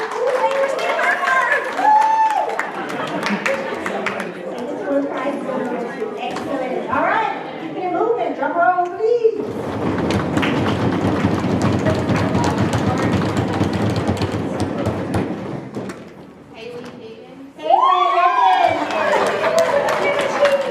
Haley, come up. You get your, this is from my other book. It's called The Grit Factor and Embracing Diverse Act Inclusion. It's a great book about emotions. Actually, I wrote it. All right, couple more prizes. Yeah. Drum roll, please.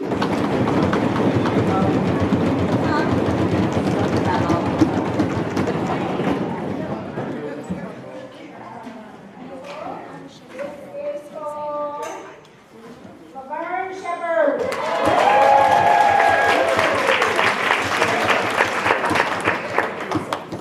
Fern, you get the fun pen that we give to some of our participants in our workshop.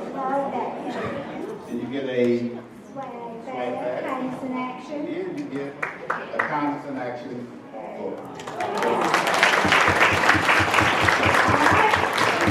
Please, drum roll, please.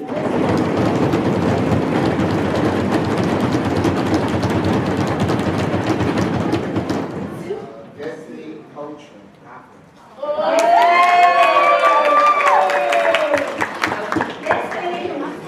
Survived her presentation. She was not the performer.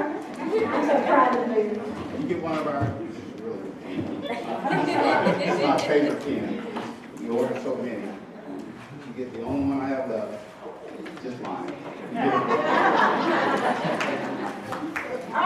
Jenny, come up. Oh, this is for your coach. This is for Jenny. This is my book about leadership. And remember I said you can do anything you want to do in life? I said, well, you can do anything that you would like to do in life. So tell them the inspiration behind this book. So, Coach always pushed himself to do something different or better. Be his best self. One day he's hiking trails in Little Rock, or Arkansas, and he's inspired by the obstacles and having to step over things that he created an image in his mind about, or analogy that leadership is similar to hiking, and maybe you can learn some things from hiking. And from that was born a book. Yeah. So what I do is I take an illustration. I didn't do the illustration. A high school teammate, a high school friend of mine. We take the illustration and then we take a concept, and throughout the book, we just take a little hike about different leadership principles. And this is hardback. So it's one of our. Jenny. So I've written 3 books in 3 years. Is that right? Yeah, I've written 3 books in 3 years. And this was the last book was the book you all have. This book was before, and the new book is being done now. We'll make sure that everyone in here knows this book. I know I'm gonna make her sweat. But the new book is amazing. It really is. And it's amazing because of what? Before we close out. Why is my new book amazing? Tell them about my new girlfriend. I'm tell you about this house. I'm just kidding. So, how many of you are familiar with AI? Artificial intelligence. So there is, and has been a craze, Chat GPT. You can insert any idea, anything you want to learn about into this system, and with artificial intelligence, they will produce whatever it is that you want. It's almost like Google on steroids. You know, you can just Google an idea and get these links you can click on. Well, it saves you time because they've already clicked on all the links and went to all the sites, and it pushes together the information that you're looking for. So, anytime over the last 3 or 4 months, I say anything. It's like, oh wait, let me ask my girlfriend. I have a name, her name is Maya, M-A-I-A. Oh, your name, no. So it just pushes it out information so you can get to things quicker. So just so you know, there's a free version and there's a version where you pay for it. And I encourage you to check it out because it will save you time. So really 80% of the book is written through AI. I was telling academia, we call that plagiarism. 80% of the book, what I do is I tell the type of story I want. I tell the number of paragraphs I want. I tell the mood that I want. Put in there within 5 seconds, the story comes out. Amazing. She can't cook you dinner. She can't cook you anything. But she doesn't talk back to me. There's a trade-off here. So I say that to say as you grow, like I grow every day, use the tools available to you to make life easier for you. Very important. I have a shameless book that isn't written yet. So he writes books like yesterday. I've been sitting on my book for like at least 8 years. So I was recently signed a contract with a publishing company to write a book called They Should Know This by Now. How many of you have heard parents or your colleagues say, they should know this by now? I don't care if we're talking about 6-year-old, 5-year-old, 4-year-old adults, right? There's a certain set of behaviors that we expect that our children come with us. When I coach teachers, every grade blames the grade before. 5th grade blames 4th grade teachers, blame kindergarten are blaming y'all, preschool teachers. They should know this by the time they get to us. And my simple solution, very solution-oriented, is they don't know it, so we have to teach them. Right? Let's not assume that they understand this scholarly behavior, this kindness behavior, what have you. And so that's the book I'm working on. It is a testament to say, you are right. I'm all for educators. They really should.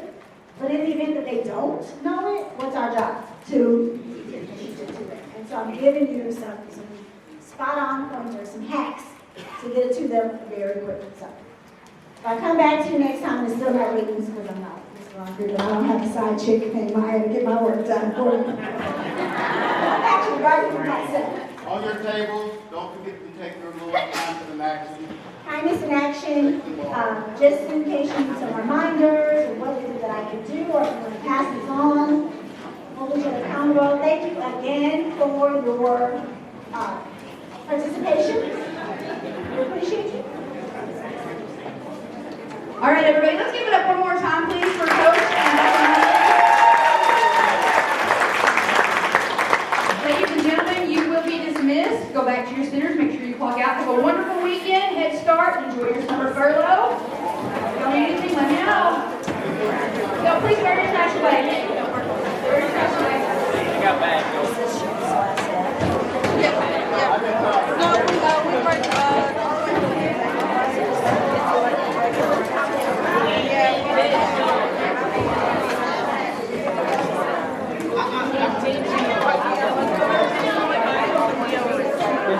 Intentionally something because you wish. I don't actually.